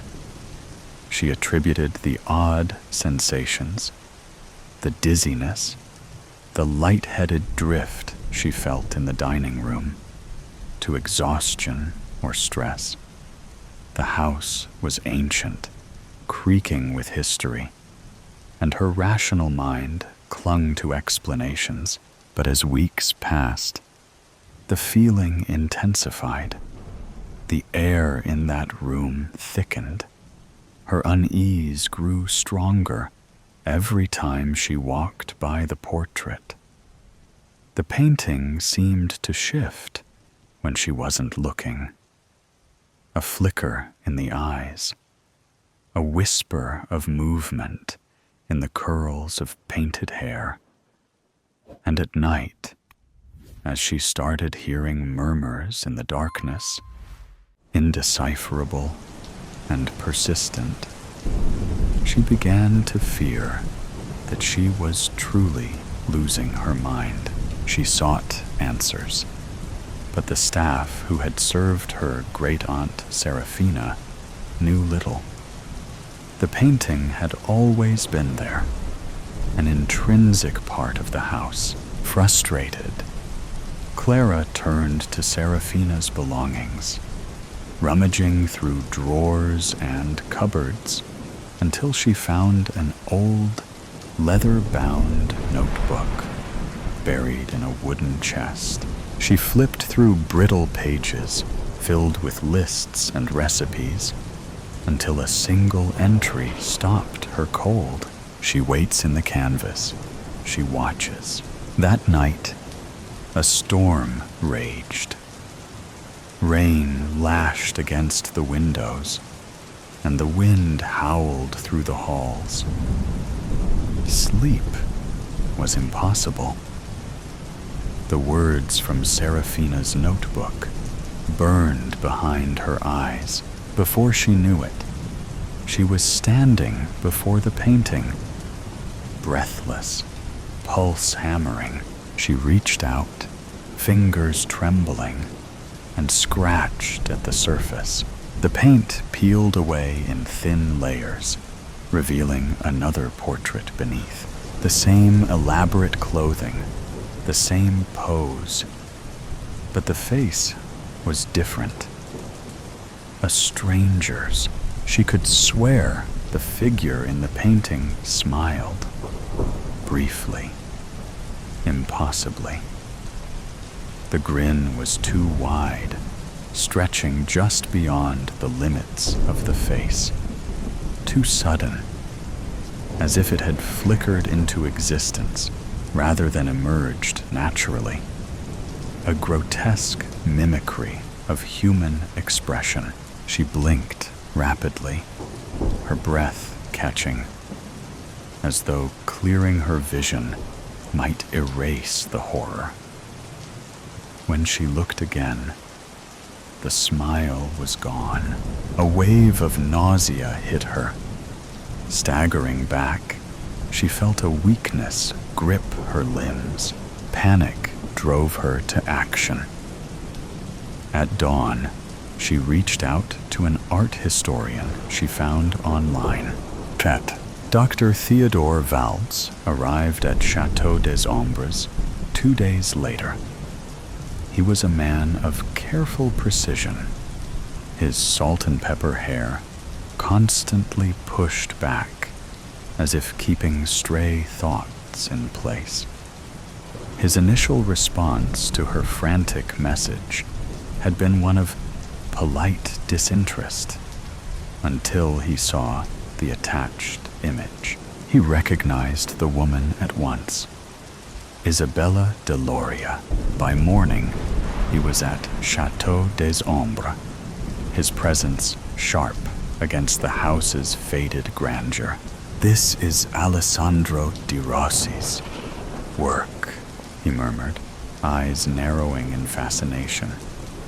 An original. But this isn't possible. What isn't possible? Clara's voice was taut. He turned to her with a tense expression. Isabella was the only daughter of a powerful aristocratic family from southern Europe. She was painted by nearly all the great artists of her time. She was around 14 when she first posed for a portrait and vanished at age 22. No one knows exactly what happened to her, though there are many tales. But here, he continued, she looks older, much older. Clara led him to the torn fragments of the topmost layer, revealing the face that had been painted over. She looked a lot like me, she whispered, he words feeling absurd even as she begged them. Her voice wavered, caught between disbelief and a creeping certainty she wished she could ignore. Dr. Valtz exhaled sharply. The painting was altered, but why? And by whom? As they dug into history, the truth unfurled like a nightmare. The tale of Isabella's disappearance had long been attributed to a commoner's obsession. A man who had watched her from the shadows, consumed by an infatuation that festered into madness. When she refused his advances, he took her. She was hidden away, tortured, broken. Then she vanished. Her body was never found, Dr. Valtze said, running a hand through his hair. But if this painting was done later, if Didi Rossi painted her again, aged, changed, then... He hesitated. Then he must have known what became of her, Clara finished. Days of relentless research followed. They sifted through forgotten archives, scoured letters written in fading ink, and pieced together fragments of records long buried in the estate's library. Dr. Valtz reached out to colleagues, historians, and experts in restoration. It was in an obscure 17th century art treatise that they found mention of a certain Dai Rossi portrait. One never exhibited, one whispered about in hushed tones, rumored to hold something more than just pigment and canvas. There was never a commoner lurking in the shadows. The story had been a fabrication, a convenient myth. In truth, Dai Rossi had never been commissioned to paint Isabella. He had offered his services for free, captivated by the chance to immortalize such a remarkable face. An unusual gesture for an artist of his stature. His fascination began as artistic admiration, but soon it twisted into something else. He became obsessed, haunted by her beauty, unable to capture it to his satisfaction. When Isabella sat for him, the proximity consumed him. He had to be near her. He had to possess her. She was never seen again. Several years later, Isabella succumbed to the horrors she endured in De Rossi's grip. Unable to let her go, he took her blood and mixed it with his red paint, binding her essence to the canvas. He had painted her into permanence, attempting to capture what was left of her before it faded completely. The painting had fed on those who gazed too long, who felt its pull. A cycle of replacement, over and over. Clara felt the truth settle deep in her bones. Dr. Valls turned to her, something dark flickering in his gaze. We must destroy it. They worked beneath the shroud of midnight, the flickering firelight casting restless shadows against the walls. The painting resisted, its surface trembling, as if something within fought desperately to hold on. Flames licked at the edges, hesitating, as if repelled. Then, with a sudden burst, the fire consumed the canvas, curling the centuries-old paint into ash. A wave of energy rippled through the room, dense, suffocating. And then, a scream, high, raw, inhuman, tore through the air, reverberating through the walls before fading into an eerie silence. Silence. A faint shimmer lingered in the air, barely perceptible, as if resisting the finality of destruction. For a fleeting moment, Clara thought she saw the embers pulse.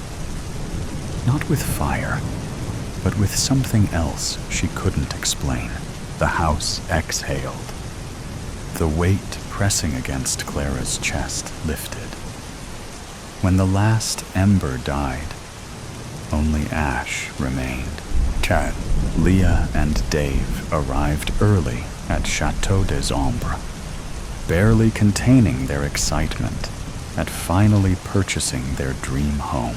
By the time the real estate agent arrived and began unlocking the heavy front doors, they had already taken in the surrounding land, giddy with possibility.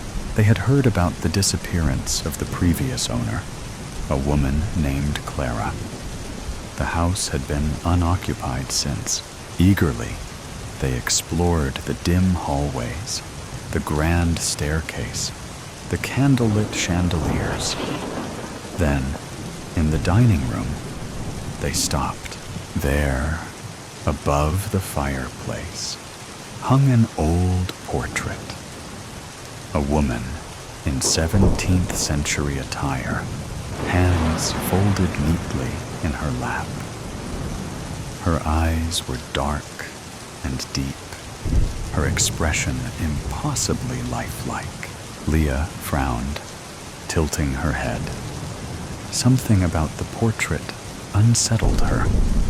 Not fear, but familiarity, a strange tug in her gut, a whisper of recognition just beyond reach. That's strange.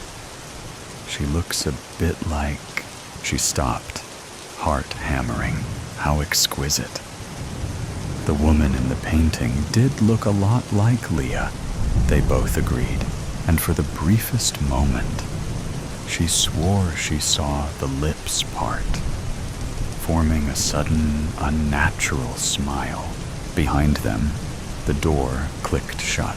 The mysterious painting, after pushing back from its gate, the Swiss Air midday flight to New York moved slowly through a light snow flurry to its designated runway.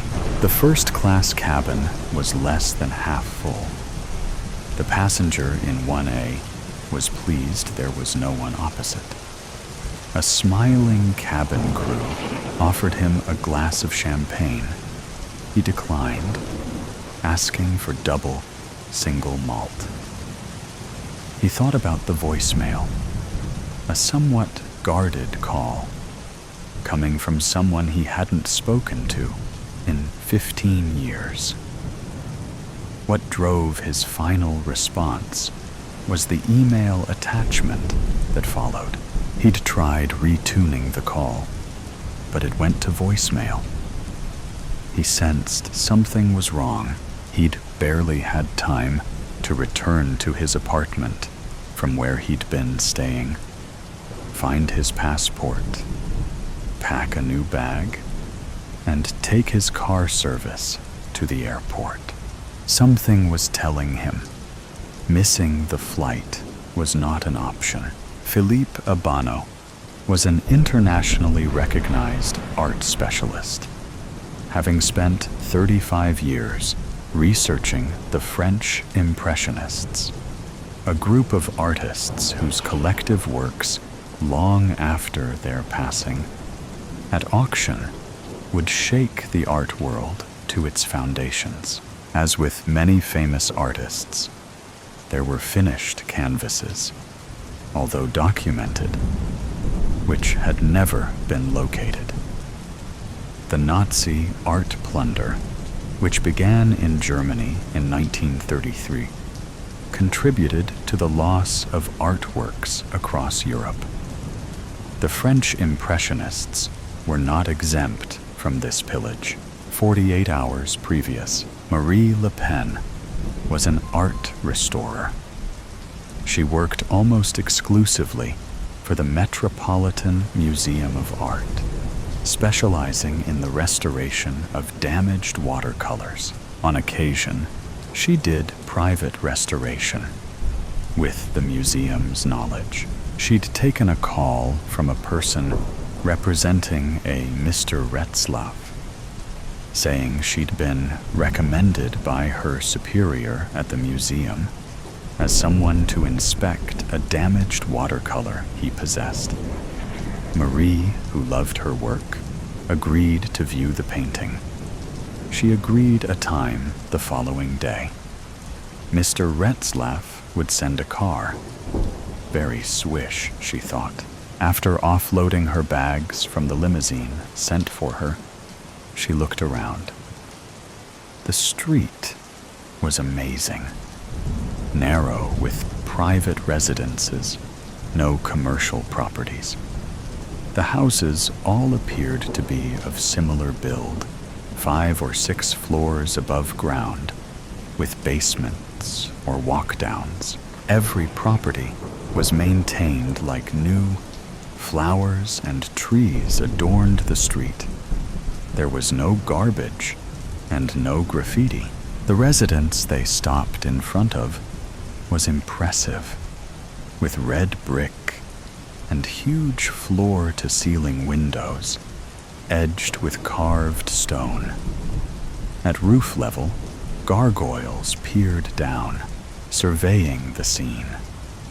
This was a part of New York most people would never see. Amazing. She followed the driver up the marble steps. He pulled on the brass handle and returned to the car. A man wearing a bow tie and black trousers answered. "Yes, madam?" he inquired. "I'm Marie Le Pen. I believe you're expecting me?" She smiled. "We are indeed, madam," the stern-faced man replied. The entrance hall was huge. She could smell timber and brass polish.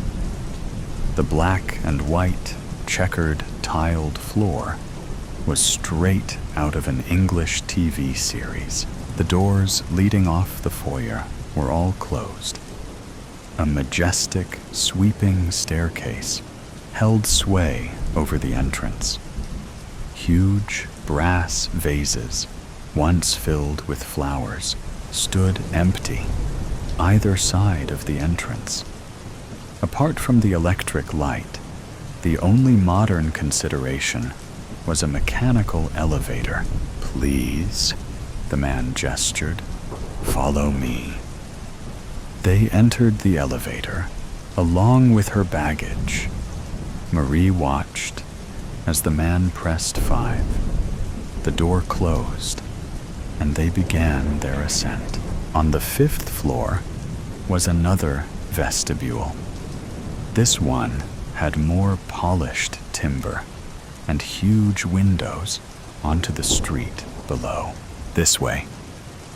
He gestured, then walked along a long corridor before he opened a large double door into what looked like a series of smaller spaces.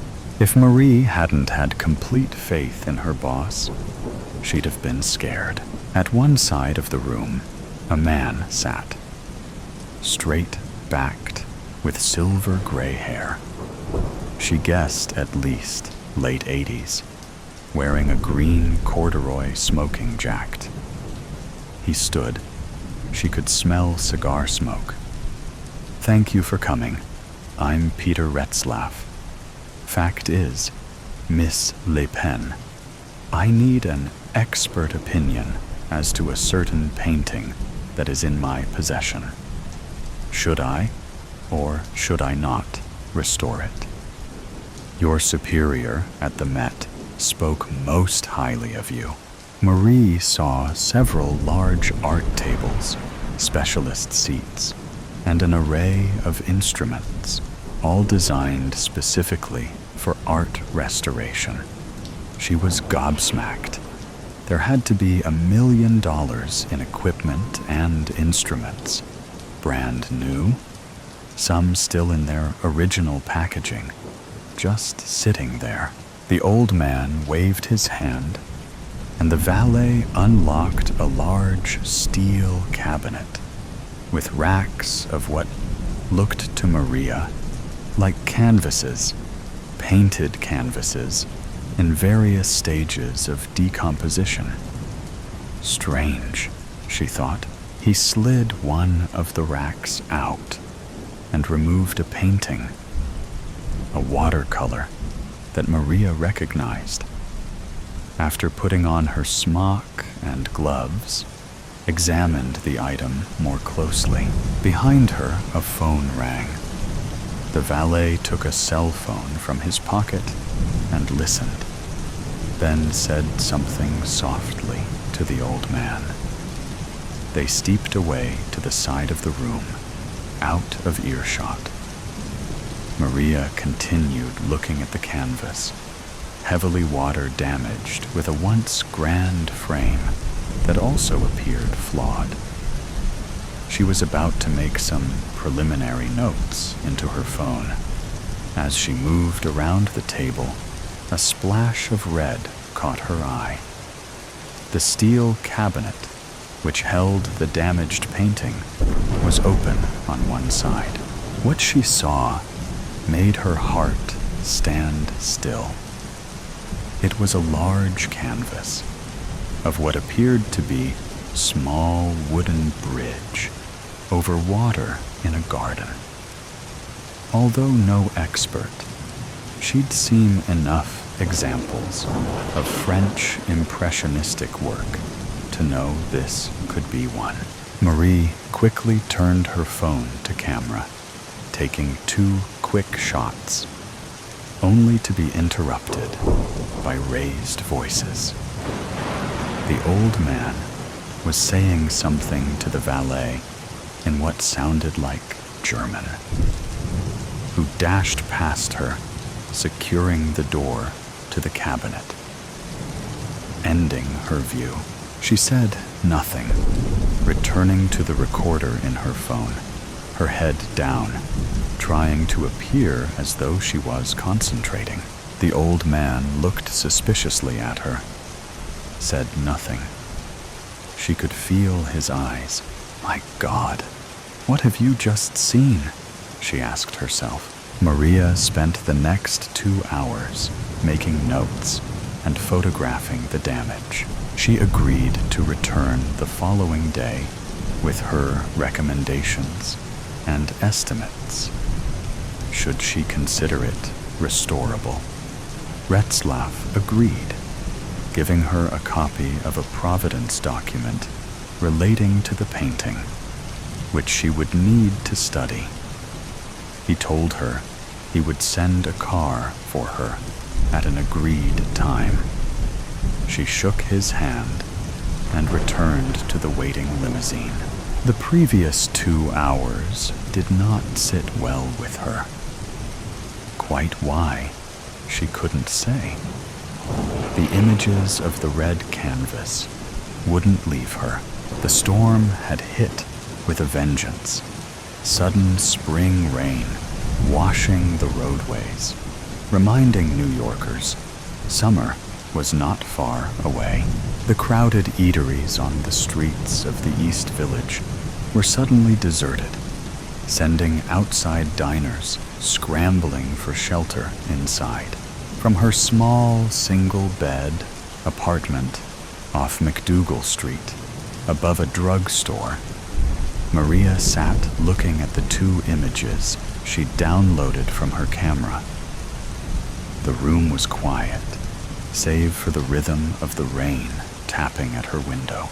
On the larger screen, she could see more clearly the image she'd snapped earlier.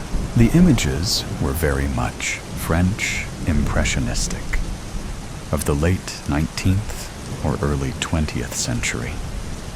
She could see the attempt to produce work inspired by real life. It was revolutionary. French impressionist artists rejected classical subject matter in favor of modernity, seeking to produce works that represented their current circumstances and environments. The more she looked, the more she was convinced. It was what she suspected. "My God," she exclaimed. Could it be a Monet, hidden in a steel cabinet in a residence on the Upper West Side?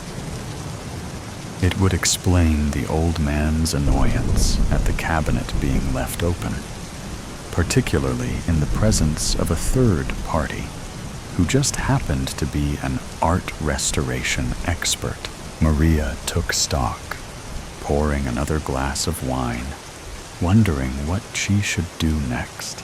She thought about the man who had mentored her 15 years ago at Switzerland's largest art museum, the Kunsthaus Zurich, Philippe Abano. If anyone could make sense on what she had seen, he could. She'd not had any contact with Philippe for over a decade. Now he worked in a private capacity, advising galleries and writing books on the subject of French art, in particular, French Impressionism. His web page provided email and phone contact details. Maria thought carefully as how she should frame the call without identifying the object.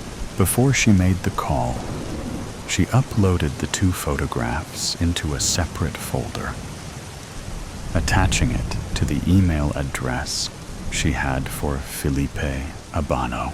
Suspecting the call would go to voicemail, she'd prepared a statement.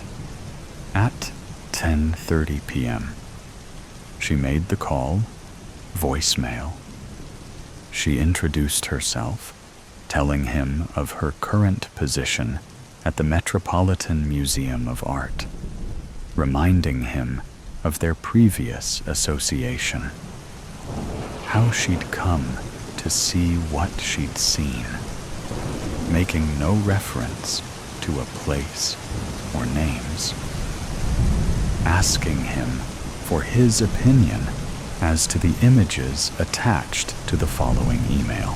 Finishing the call, she pressed the send button.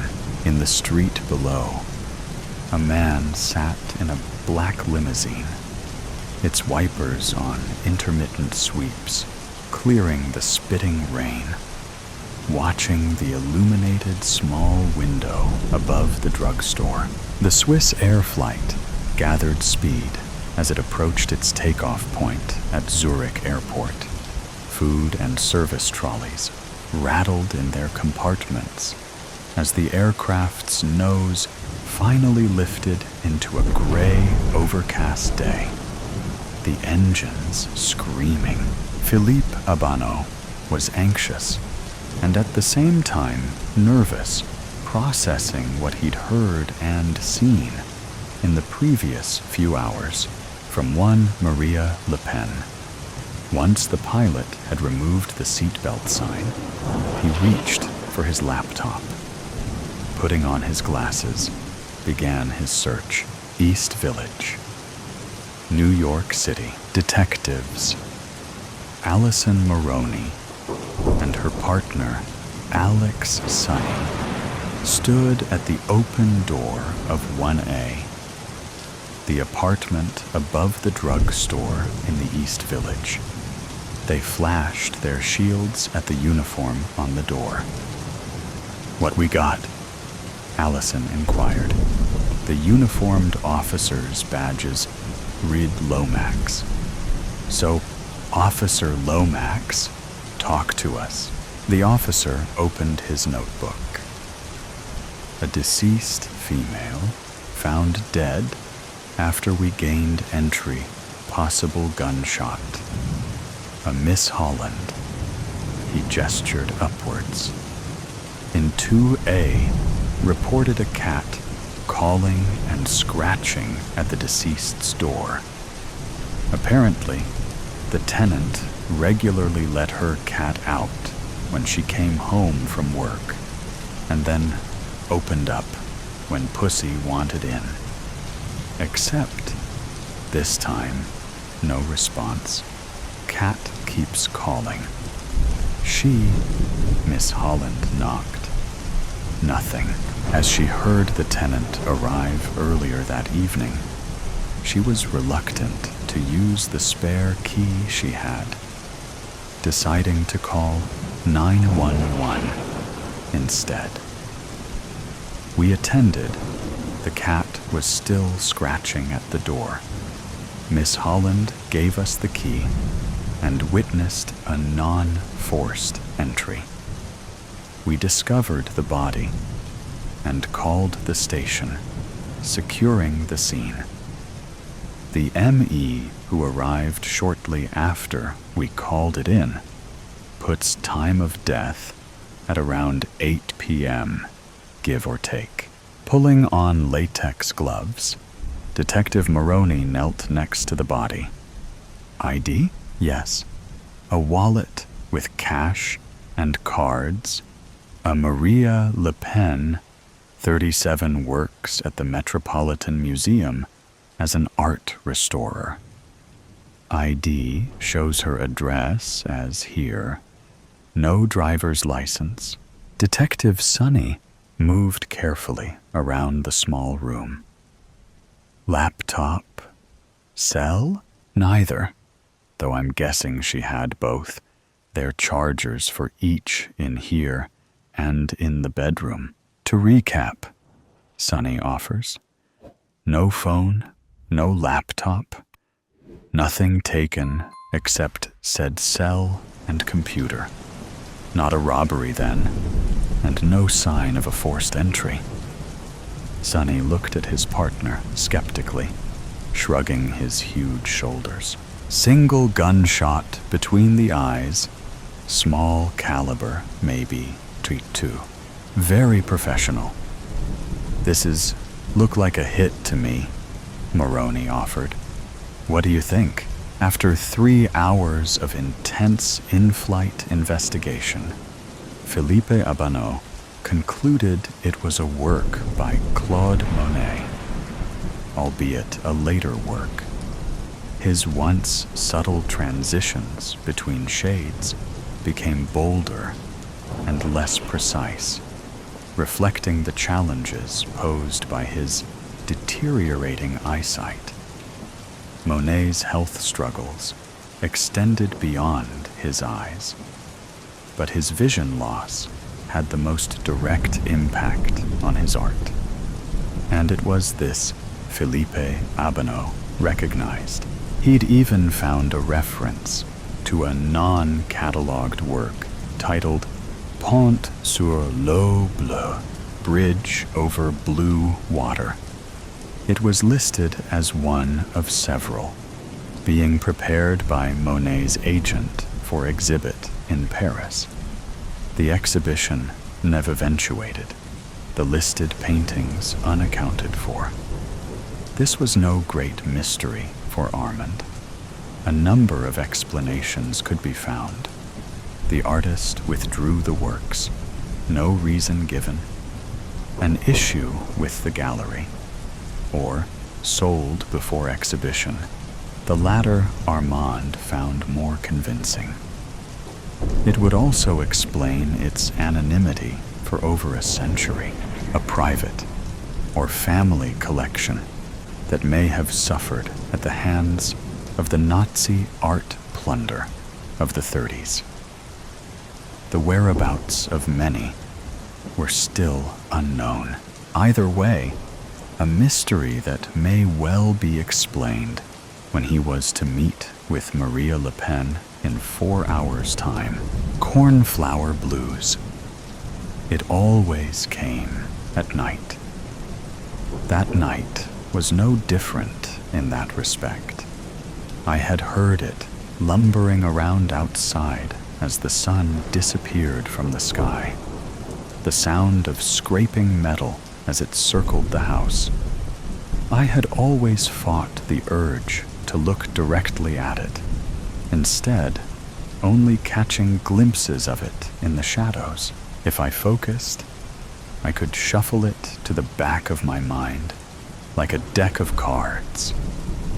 But those lonely hours, when night approached and my mind was no longer engaged by work or meaningless check-ins with the few friends I managed to keep, were the hardest. At first, the check-ins came daily, then weekly, then monthly, then whenever they had a free second to pity me via text. "Hey girl, you doing okay? Do you need anything?" I don't think any of them would have known what to do had I answered yes. I couldn't blame them though. Life goes on. For some people, at least. But anyway, the difference in this particular night was that I had decided to allow my mind to go to that place. No shuffling this time. Instead, accepting the cards that were dealt. Sometime after my 5th or 6th glass of Pinot Noir, I turned my phone off, placed it on the end table next to a stack of unpaid bills, pushed the dirty clothes to one end of the couch, and sank into the other end. Alone.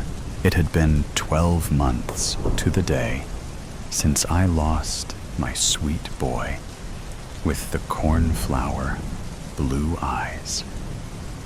Cornflower Connie, as I called him. Parents should never have to bury their children. Todd was completely shattered. He left me this past June. I had dropped to a rail-thin 99 pounds, and he said he couldn't stand to see me hurt any longer. I tried everything: counseling, group, rehabilitation programs, but everyone grieves differently.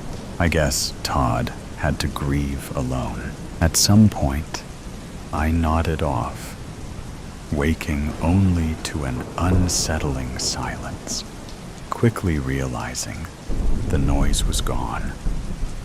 I wiped the drool from my chin, licked my cracked lips, and decided to check it out.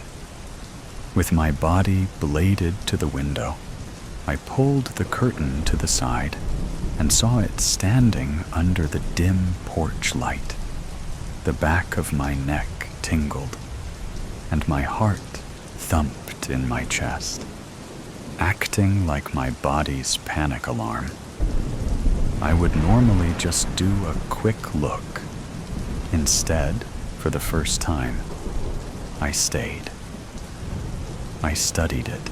Its skin was the color of burnt charcoal, and its back curved like a question mark.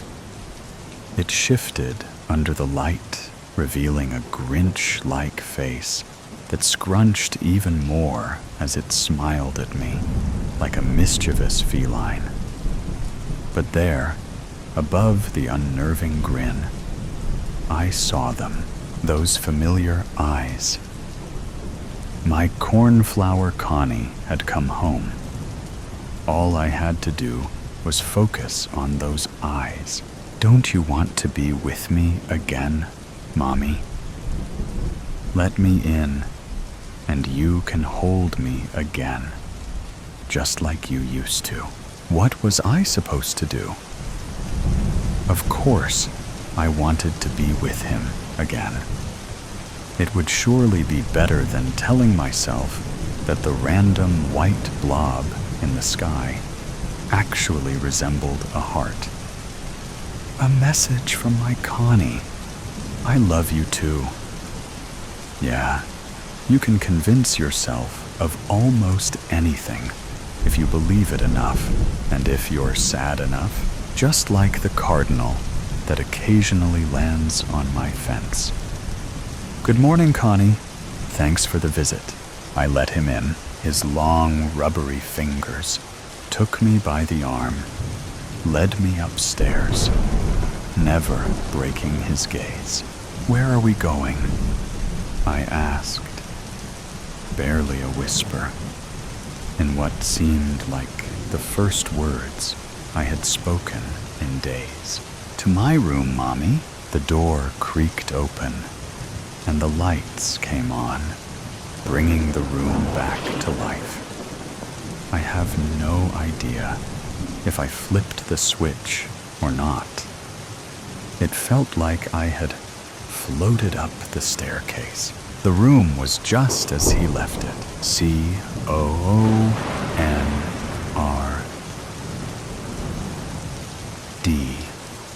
Colorfully stenciled on the blue wall above his big boy twin bed. Teenage Mutant Ninja Turtle sheets and comforter still ruffled from that night, a little over a year ago, when he stumbled into our room just before midnight. Mommy, my chest feels weird, he moaned. After a 104.1 fever, we rushed him to the hospital. My cornflower Connie would never come home again. His fingers rolled up my sleeve and led me to the bed. I pressed his Michelangelo stuffed animal to my face, inhaling deeply, hoping it still held Connie's scent. It didn't.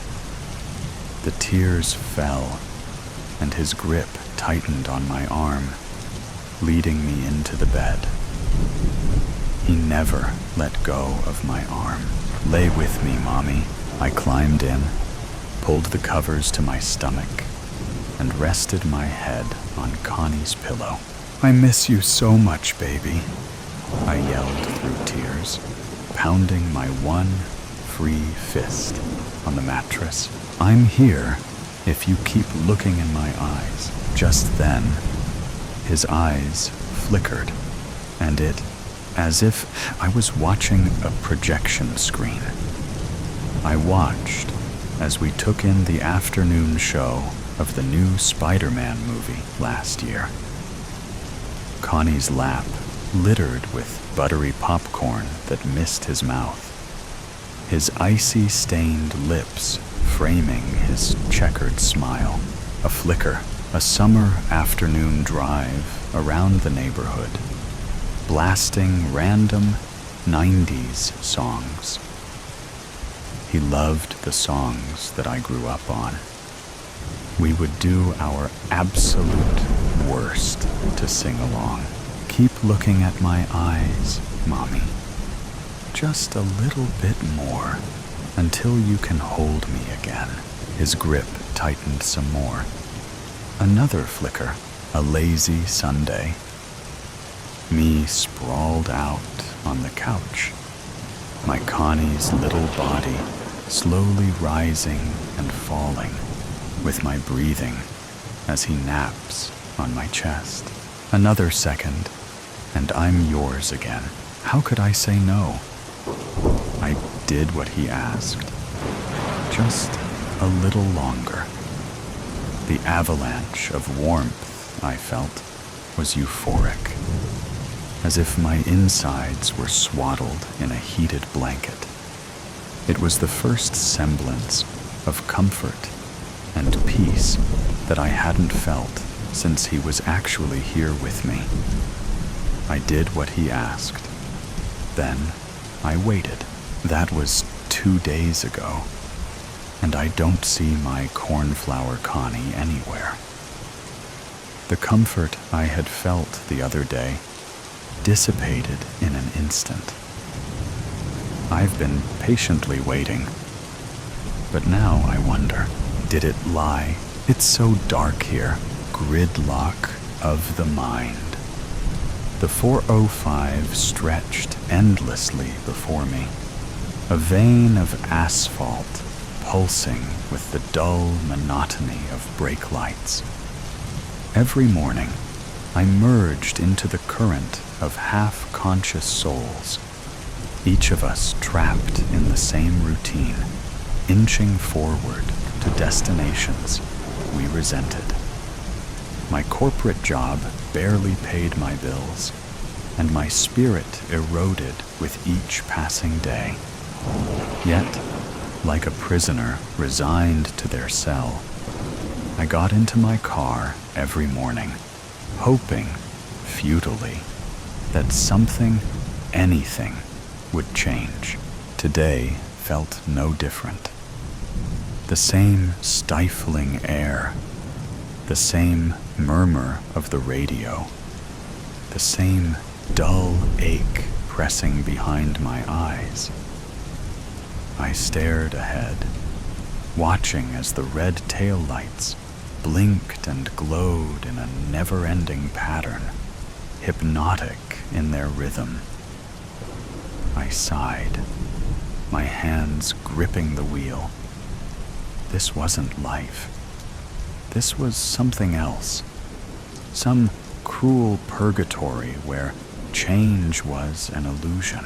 As I drove, a strange sensation washed over me, an unsettling tug at the back of my mind. It was faint at first, like the nagging feeling of forgetting something important. My fingers tightened around the steering wheel. Had I left the stove on? No, I hadn't cooked in days. My laptop? No, it was in my bag, thrown onto the passenger seat in my usual morning autopilot. Then what? My phone rang, vibrating against the plastic cup holder. The number flashed on the screen. Unknown. But I knew better. Bill collectors. I clenched my jaw before answering, already bracing myself. Hello? A voice on the other end rattled off my name, their tone all business, all demand. We're calling about your outstanding balance. I exhaled sharply, my frustration boiling over. Do you think I don't know that? Do you think I just forgot?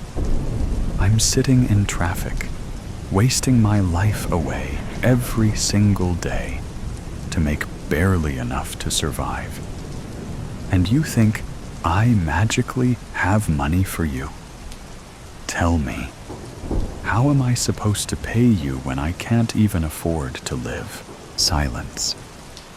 A pause. Then the collector launched into their script again, as if my words meant nothing. I hung up. Hard. The phone clattered onto the seat, and I turned the music up. Loud. A mix of music and Spotify affirmations played in an endless loop. You are strong. "You are capable," a voice repeated. But the words felt hollow against the weight pressing down on me. I switched back to music, something loud enough to drown it all out. But after a few minutes, I found myself back on the affirmations, searching for something, anything that might stick. "You are in control of your life," the voice insisted. I scoffed, flipping back to music again. The bass thumped through my chest, rattling through my bones, drowning out the rage, the helplessness, the crushing weight of it all. I shook the feeling off and pressed forward. But the thought gnawed at me, creeping into the corners of my mind like an itch I couldn't scratch. The traffic slowed, locking me into a dead stop between exits. I drummed my fingers against the wheel, the silence growing unbearable. Something was wrong. Something was missing. The air inside the car felt heavier now, oppressive. I adjusted my rearview mirror and caught a glimpse of my own eyes, shadowed and hollow. Was it always this way? Was I always this way? The weight of exhaustion bore down on me. My limbs felt heavier than they should. Had I slept enough last night? Had I ever slept enough? I closed my eyes, taking slow, steady breaths. But when I opened them, the scenery outside seemed different. The colors muted, the sounds dampened. My vision blurred for a moment before snapping back into focus. But the creeping unease remained. I was losing time. One moment, I was at the interchange, and the next, I was pulling into the parking garage beneath my office building. My heart pounded as I stepped out of the car, my legs unsteady, as if I had forgotten how to walk. The air felt wrong, too thick, too still. I moved through the lobby, the fluorescent lights above buzzing softly, pressing against my skull like a dull migraine. The elevator doors slid open, and I stepped inside. The mirrored walls reflected me back at myself. And for a fleeting moment, I saw something else. A blur, a shadow of someone who wasn't quite me. I blinked, and it was gone. The doors opened to my floor, and I walked down the sterile hallway, my footsteps muffled against the carpet. My hands were cold, my breath shallow. My mind screamed at me to turn back, to run. But my body moved forward, as if caught in the undertow of a dream. I reached my office door, hesitated, then turned the knob. The room was dark. The air smelled of familiarity, of something deeply personal. My breath hitched as I took a step inside, and the walls expanded, morphing, shifting. No, I wasn't at the office. I was home. My bedroom lay before me, unchanged and untouched, as if I had never left. My unmade bed, the half-empty coffee cup on my nightstand, the soft hum of the city outside my window. I stumbled backward, my heart hammering. How? I had driven here. I had spent an hour in traffic. I had been walking into my office just moments ago. I turned, reaching for the door, but when I opened it, there was no hallway, just the same road, the same endless stretch of the 405. My hands trembled as I turned back toward my room, only to find it dissolving around me, slipping through my fingers like sand. And then I was back in my car. Traffic had barely moved. The radio played the same mindless chatter, and the clock on my dashboard blinked mockingly. 7:45 a.m., just like it always was. I let out a shaky breath, gripping the wheel so tightly my knuckles turned white. My skin felt cold. My pulse raced. What was real? Where had I been? And then the realization hit me. I was late. I was still home, still in bed, still asleep. The panic rose, clawing up my throat as I fumbled for my phone, desperate to check the time, to wake myself up. But when I looked down, my hands weren't there. The car, the traffic, the drive, it wasn't real. I never left my bed. I was still dreaming, or living a nightmare, over and over. The yellow truck. Man, $6 for an ice cream sandwich? Highway robbery. Jack squinted at the menu, slapped crookedly on the side of the bright yellow panel truck. Perry's ice cream. Everyone had a restaurant on wheels these days. Knockoffs of famous characters grinned back at him with their dead eyes. He knew the actual products would be a deformed, melted version of the picture, and he found the irregular eyeballs and melting smiles to be unsettling. A nice, plain ice cream sandwich would hit the spot. "Excuse me. Hello." Though the sliding sales window was open, Jack saw no sign of a vendor, even though the speakers puked out a chiptune version of La Cucaracha at top volume. "Are you going to take my money or what?"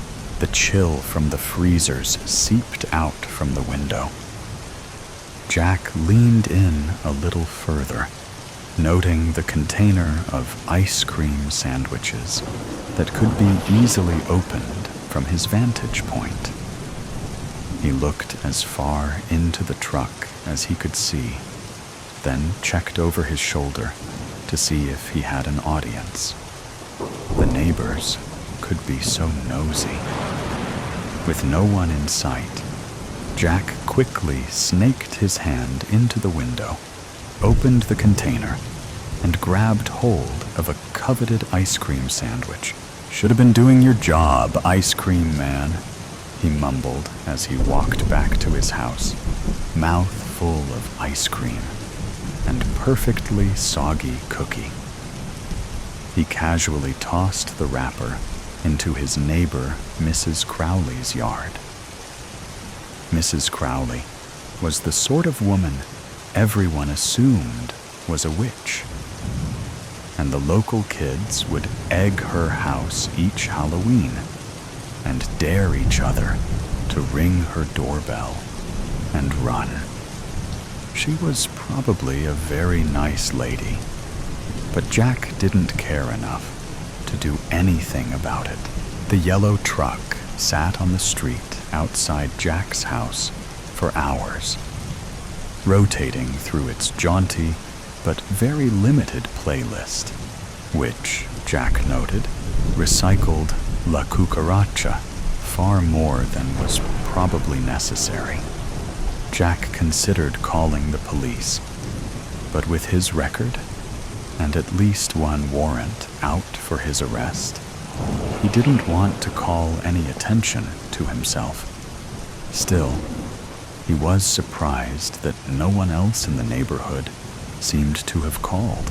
In fact, no one else in the neighborhood even seemed to pay the truck any mind. The sky eventually darkened, and the street lights buzzed on. And finally, the truck shut off its pixelated musical loop and trundled away.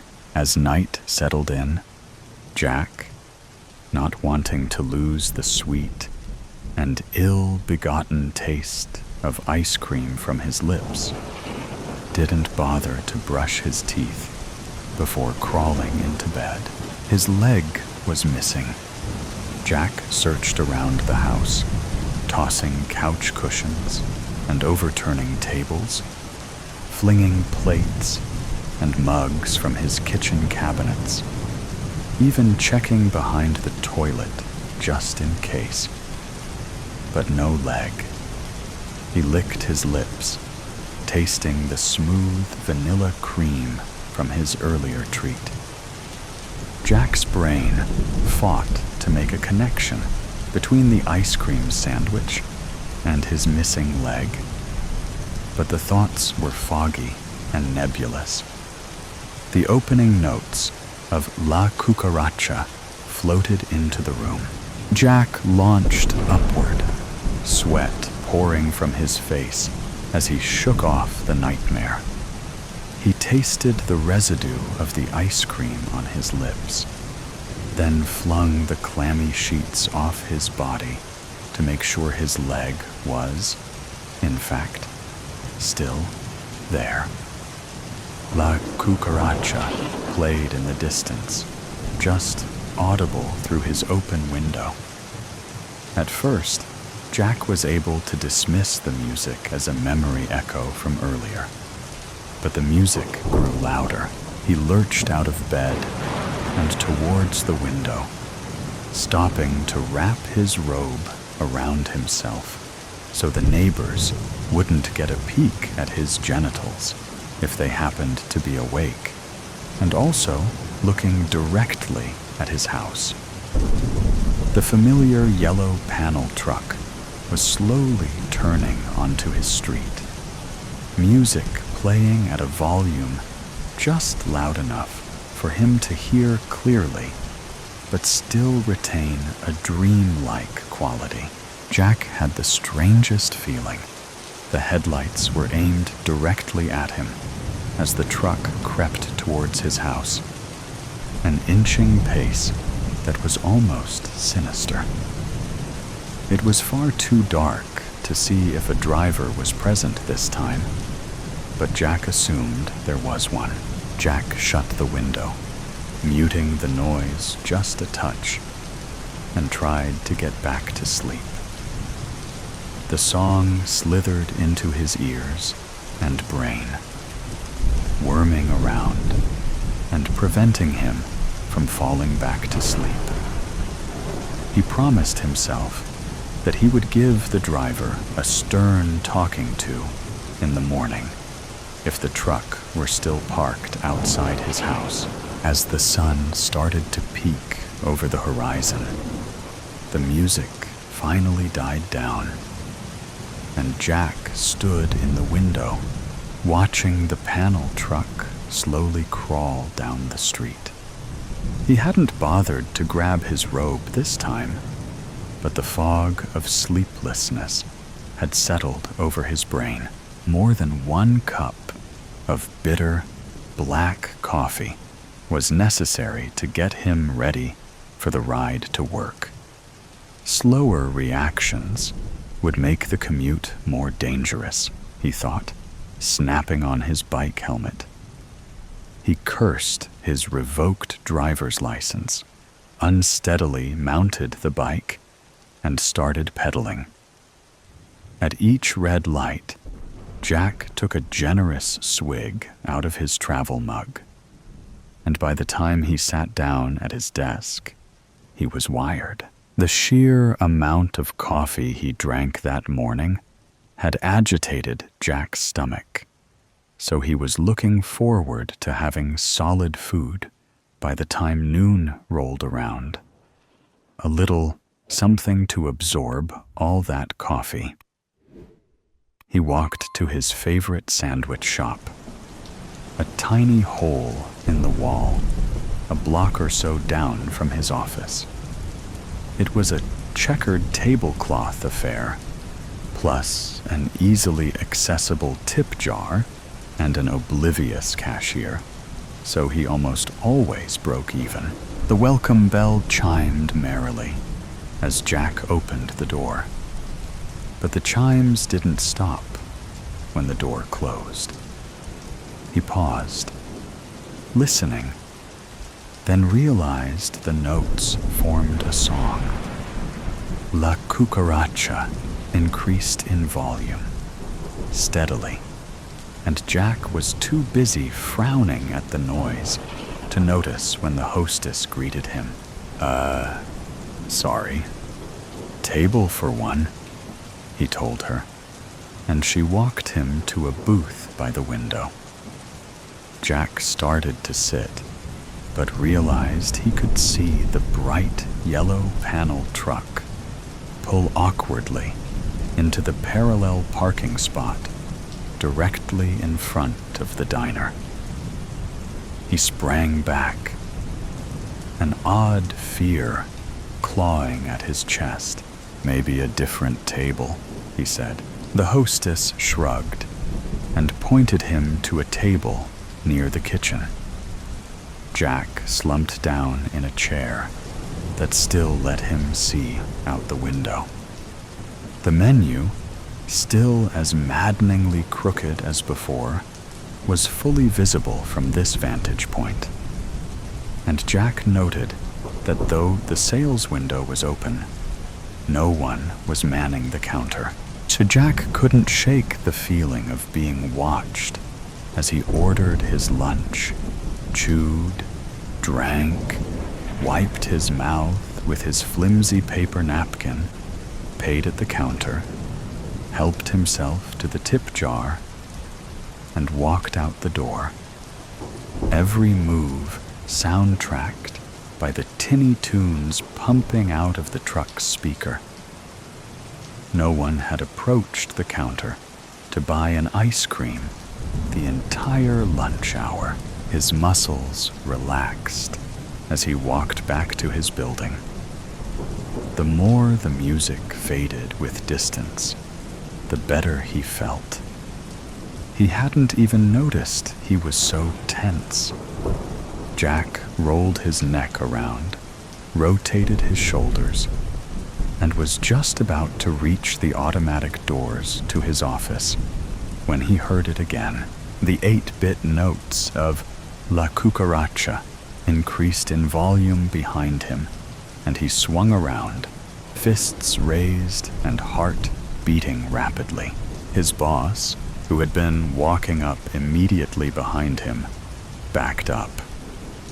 Whoa! Whoa! Jack. Treating Jack like a panicked horse had, presumably, his boss's desired effect. And Jack put his fists down. What's got you all spooked? Bad sandwich?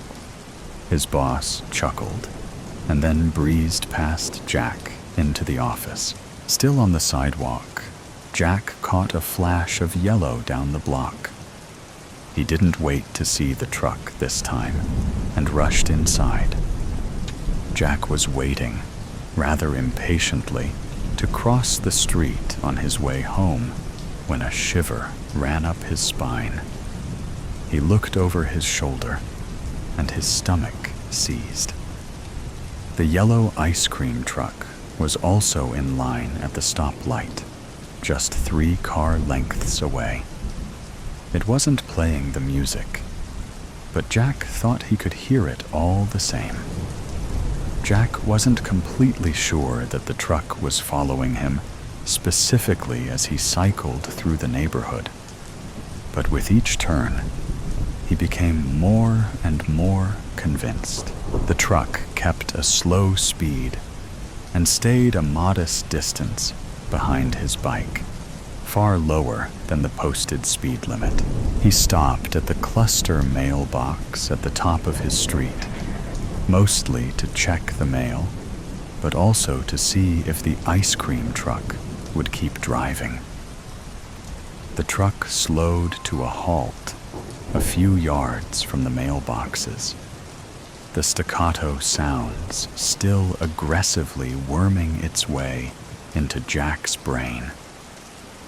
Jack fiddled with the mailbox key and took an unnecessary amount of time inspecting each piece of mail, even the junk. But the ice cream truck still didn't move. And Jack stared directly at the driver's side of the windshield. It was so tinted that he was still unable to tell if anyone was in the driver's seat at all. He flipped the bird, just in case, and got back on his bike. As he started pedaling the short distance to his house, the truck started following again. A few houses down from his own, Jack heard the truck accelerate. His heart thumping, he quickly looked back to confirm that, yes, the ice cream truck was speeding up and heading his way. He checked his surroundings for a safe place to duck behind, but only Mrs. Crowley's rose bushes offered any sort of protection. He darted towards the bushes, abandoning his bike and hurling himself into the roses in one semi-graceful movement that would have made a movie stuntman proud. The thorns bit into his skin, and one scratched dangerously close to his left eye. The truck had missed him, but Jack heard the screech of brakes. Jack painfully extricated himself from the rose bushes, and the ice cream truck still idled in the road. La cucaracha, blaring incessantly. The back door of the truck swung open with a creak. "Hey!" Jack yelled, wiping blood from his face, only to realize he also had blood on his hands and lots of other places because of the thorns. He lurched towards the back of the truck, his left leg dragging slightly. It would be bruised in the morning, he thought. "Hey, I'm talking to you, asshole!" Jack rounded the back of the truck and leaned on the open door. No one was inside. Through a narrow break in the curtains, Mrs. Crowley observed Jack as he yelled at the ice cream truck. He had always been an odd duck, that Jack. Terribly messy. And just the other day, he had been standing at his window in the middle of the night with only a robe on. She had almost seen his genitals. Mrs. Crowley couldn't make out exactly what Jack was yelling, but she imagined it was full of swearing. He started to lean into the open back of the truck, and then, in an instant, he was yanked inside. Before his legs made it all the way across the bumper, the doors of the truck slammed shut with such force that Jack's left leg was severed at the knee. The bloody leftovers dropped unceremoniously to the pavement and rolled to the curb. High-pitched notes of La Cucaracha distorted with static. and the truck shuddered violently. Mrs. Crowley took a tiny sip of her tea and watched the menu sign spin as the truck convulsed. With one last tremble, the truck stilled and the spinning sign stopped. The music had changed, and so had the sign's content. Perry's Hamburgers, it read. Still crooked, the truck slowly crept down the street, and she pinched her curtains shut. Master of puppets. Io sono il padrone, e tu sei il burattino. I am the master, and you are the puppet. Working in an antique store was hardly where Aislinn saw herself 5 years ago. But beggars couldn't be choosers in this economy. Her dreams of becoming someone had been crushed by the reality of life and the collapse of her support system after college, and she depended on this job to make ends meet. Still, something was charming about the Raven's wares, even if she did encounter some characters from time to time. Her cousin often asked her if she had ever felt spirits or weird energy working around the real skulls, the old Victorian dolls, or the taxidermy of the Raven that gave the store its name. Like everyone in the town, Aislinn had heard horror stories about the objects sold from this place. A man bought a doll for his daughter, and they all vanished without a trace a week later. A woman bought a pretty ring and died in a freak accident with the ring on her finger. Someone bought an old statue and fell down their stairs. The truth was, Aislinn didn't believe in those sorts of things.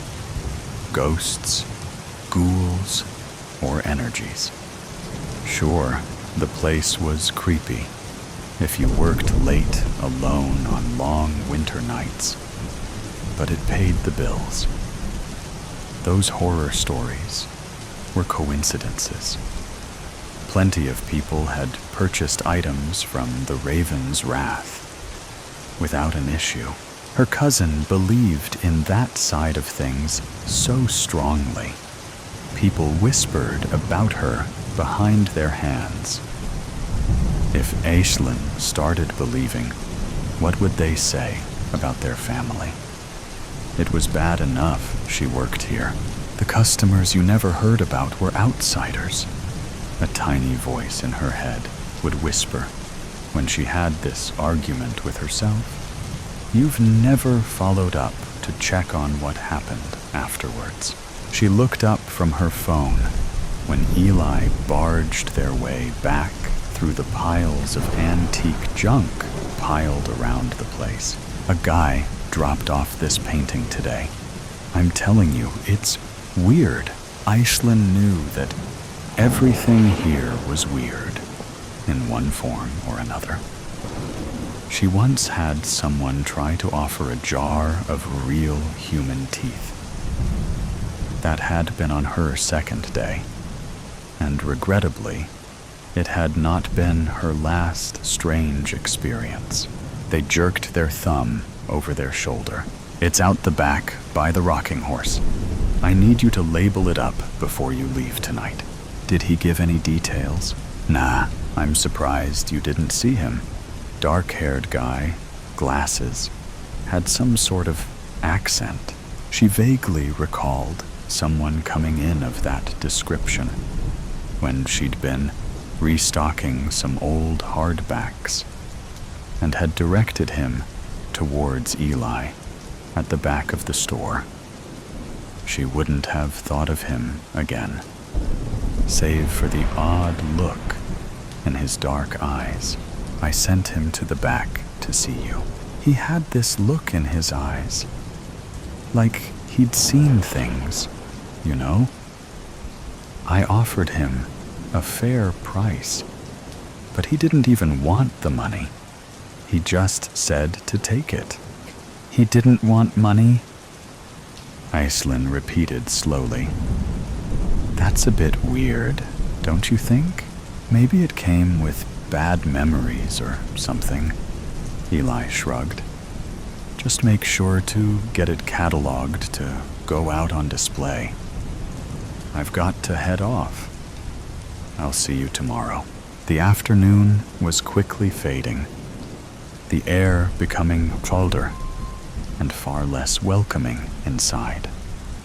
The eyes of the raven on the desk seemed to watch her every move, and the gentle ticking of the antique clocks suddenly felt ominous. Even the shadows of the shelves seemed to be lengthening, reaching out in her direction. Aislinn looked up from her book and paused. The store had fallen eerily silent. She felt her heartbeat increase as the hair at the back of her neck stood up. Hello? Why was she calling out? There was no one there. No one had entered the shop. The bell above the door had been silent for hours. A faint whisper seemed to be coming from the distance. Someone must have left the radio on in the storage room. She walked to the back of the store, trying to ignore the feeling that the eyes of the dolls were watching her. It wasn't like her to be this paranoid. She pushed the door open wide and reached in to grab the portable radio the manager insisted on keeping around. Her hand found the handle and lifted it out. It was switched off. Okay, she muttered, feeling a cold trickle of sweat run down her back. She set the radio down on an empty stool and worked away around the mountains of antiques to find the latest addition to the collection. Aislinn pulled the sheet off slowly and recoiled. The painting was of a hanging puppet, clearly based on the original Pinocchio story. It's dressed in traditional clothes against a gruesome backdrop of bones and the occasional skull. The entire thing was bordered by a swirling blood red. A shudder ran down her spine as she took in all the gruesome details. The glass on the front was cracked, but that was hardly anything they couldn't fix. There was something odd about the break, something she couldn't quite put her finger on. She turned the painting over to check the back of the frame and noticed a faded name on the back, too illegible to read, and an unmistakable bloody handprint. What the hell? The painting clattered to the floor as she reeled back, banging into a cabinet and screaming as the puppet hanging there swung into her face. Its painted smile seemed twisted into a cruel leer as she swatted it away, clutching at her chest. She took some calming breaths. She picked the painting up from the floor with shaking hands and turned it over, aware of her heart racing in her chest. There's no bloody handprint, only the faded marks of a name. You're going mad, she muttered to herself. You need to get out more. She carried the painting to the desk and started cataloging it, intrigued by the lack of an artist's mark. Even a quick Google search yielded no results, and after a few minutes, she brought it back to sit at the back by the dolls and puppets. She took a moment longer to stare at it and turned back to the front. There was a rocking horse in the middle of the aisle. No, That wasn't possible. She hadn't moved anything. "Hello?" She called out nervously. "This isn't funny now. Come out." When no one answered, she tried to focus. Maybe it had been there before, and she had simply walked past it, not noticing. Eli had said the painting was out the back by the rocking horse. For a moment, her cousin's voice echoed in her ear, though she tried to deny it. This was not the first time something like this had happened on her shift. Eli had laughed it off with her at the time, but she hadn't seen a bloody handprint last time. Eli had moved the horse.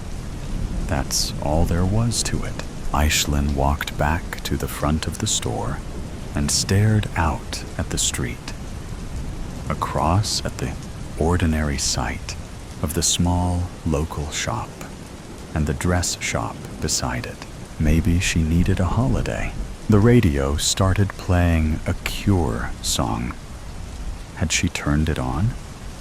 When had she brought it to the front? Suddenly, the dark shop seemed alien to her. No, now she was being stupid. She didn't believe in any of that stuff. A sudden tiredness overcame her as she sat back in her chair and started to doze, watching the cuckoo bird on the antique clock swing backwards and forwards, swinging, swinging. She could hear the distant creaking sound of a rope and sobbing cries, growing louder and louder. Oh, how painful! How painful! Why wasn't I good? Something was hovering in the corner of her vision. Every instinct in her body screamed at her not to turn and look, to run away from that shadow. She turned her head and saw the puppet from the painting. It raised its head and leered at her. Puppets have no soul, but they do a lot of harm. Suddenly, she was the one battling with the rope as the puppet laughed and screeched over and over. "I want to be real. I want to be real. I want to be real." Aisling leapt up from her sleep, feeling the phantom rope around her throat. Every item in the shop was facing her. They seemed to be looming towards her, skulls echoing the cries of the horrific voice as it cried out over and over. Whatever sick joke this was, she wasn't playing anymore. She ran to the door and tried to haul it open. It was locked. The room seemed to darken, and the sound of the puppet's voice, distant at first, became unmistakable, growing clearer with each passing second. Its whispers now unmistakably directed at her. "Oh, che male, che male." She picked up a metal poker and walked to where the painting sat. The voice was louder now, its desperate cries in both English and Italian piercing her ears. "What the hell are you?" The voices paused. "You should let me out. You're just like me. You're a puppet too." Aisling lifted the metal poker above her head. "What are you?" "You should let me out, Aisling." She tried to move away, but her back smacked into a large cabinet. "What the hell are you?" "My last puppet didn't obey. He brought me here. Un burattino che non obbedisce finisce sempre male." A puppet who does not obey always ends badly. You should let me out. I've always been here, waiting for someone to let me out. She realized then what was wrong with the glass. Someone, something, was trying to break free from the inside. Her own reflection in the glass warped into a puppet's face, and she felt the weight of something choking her. No, she was not a puppet. She was a human. This wasn't real. I am the master of puppets. Puppets have no soul, but they do a lot of harm. I tried to take his soul, but he broke free. You will let me out. You are my puppet now. You saw it in the glass. You're like me. Iceland watched in horror as the cracks in the glass grew wider. It will end badly for you if you do not obey. She lifted the poker to swing it, and the hands of the puppets on display reached out and grabbed her throat, pulling her backwards. A bad puppet is of no use to me. I have been waiting for you. There's nothing to be done. One must really die good. Iceland screamed, trying to throw the puppets off. She twisted in their grip, seeing the cracks grow wider and wider. When you're not real, nothing hurts, Iceland. But the more I try to be real, the more I feel pain. Oh, the pain. How painful this is. Can't you feel it? The creaking of the rope was unbearable. The spiraling voice wailing and wailing as she begged for this to stop, for her to wake up, to let this nightmare end. Iceland woke in her chair. The clock read the same time as it had before, but something was different. Everything was different. At some point, the gentle light of the afternoon had faded into a gray gloom, bordering on darkness. This day seemed to be lasting an eternity. It was all a nightmare, a terrible nightmare. She saw it then. Her vision narrowed, and her chest tightened as she stared at it. The painting, mocking her from the back, as it always had.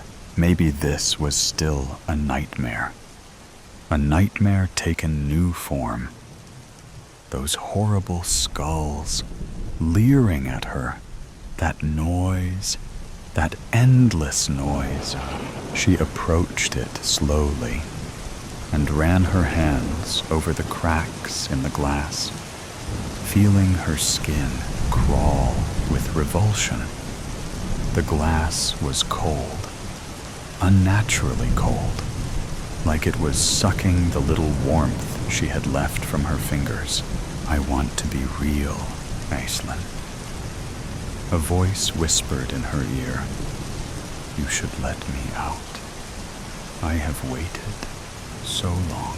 She grabbed the poker from where it lay on the ground and lifted it, bringing it down to strike the glass.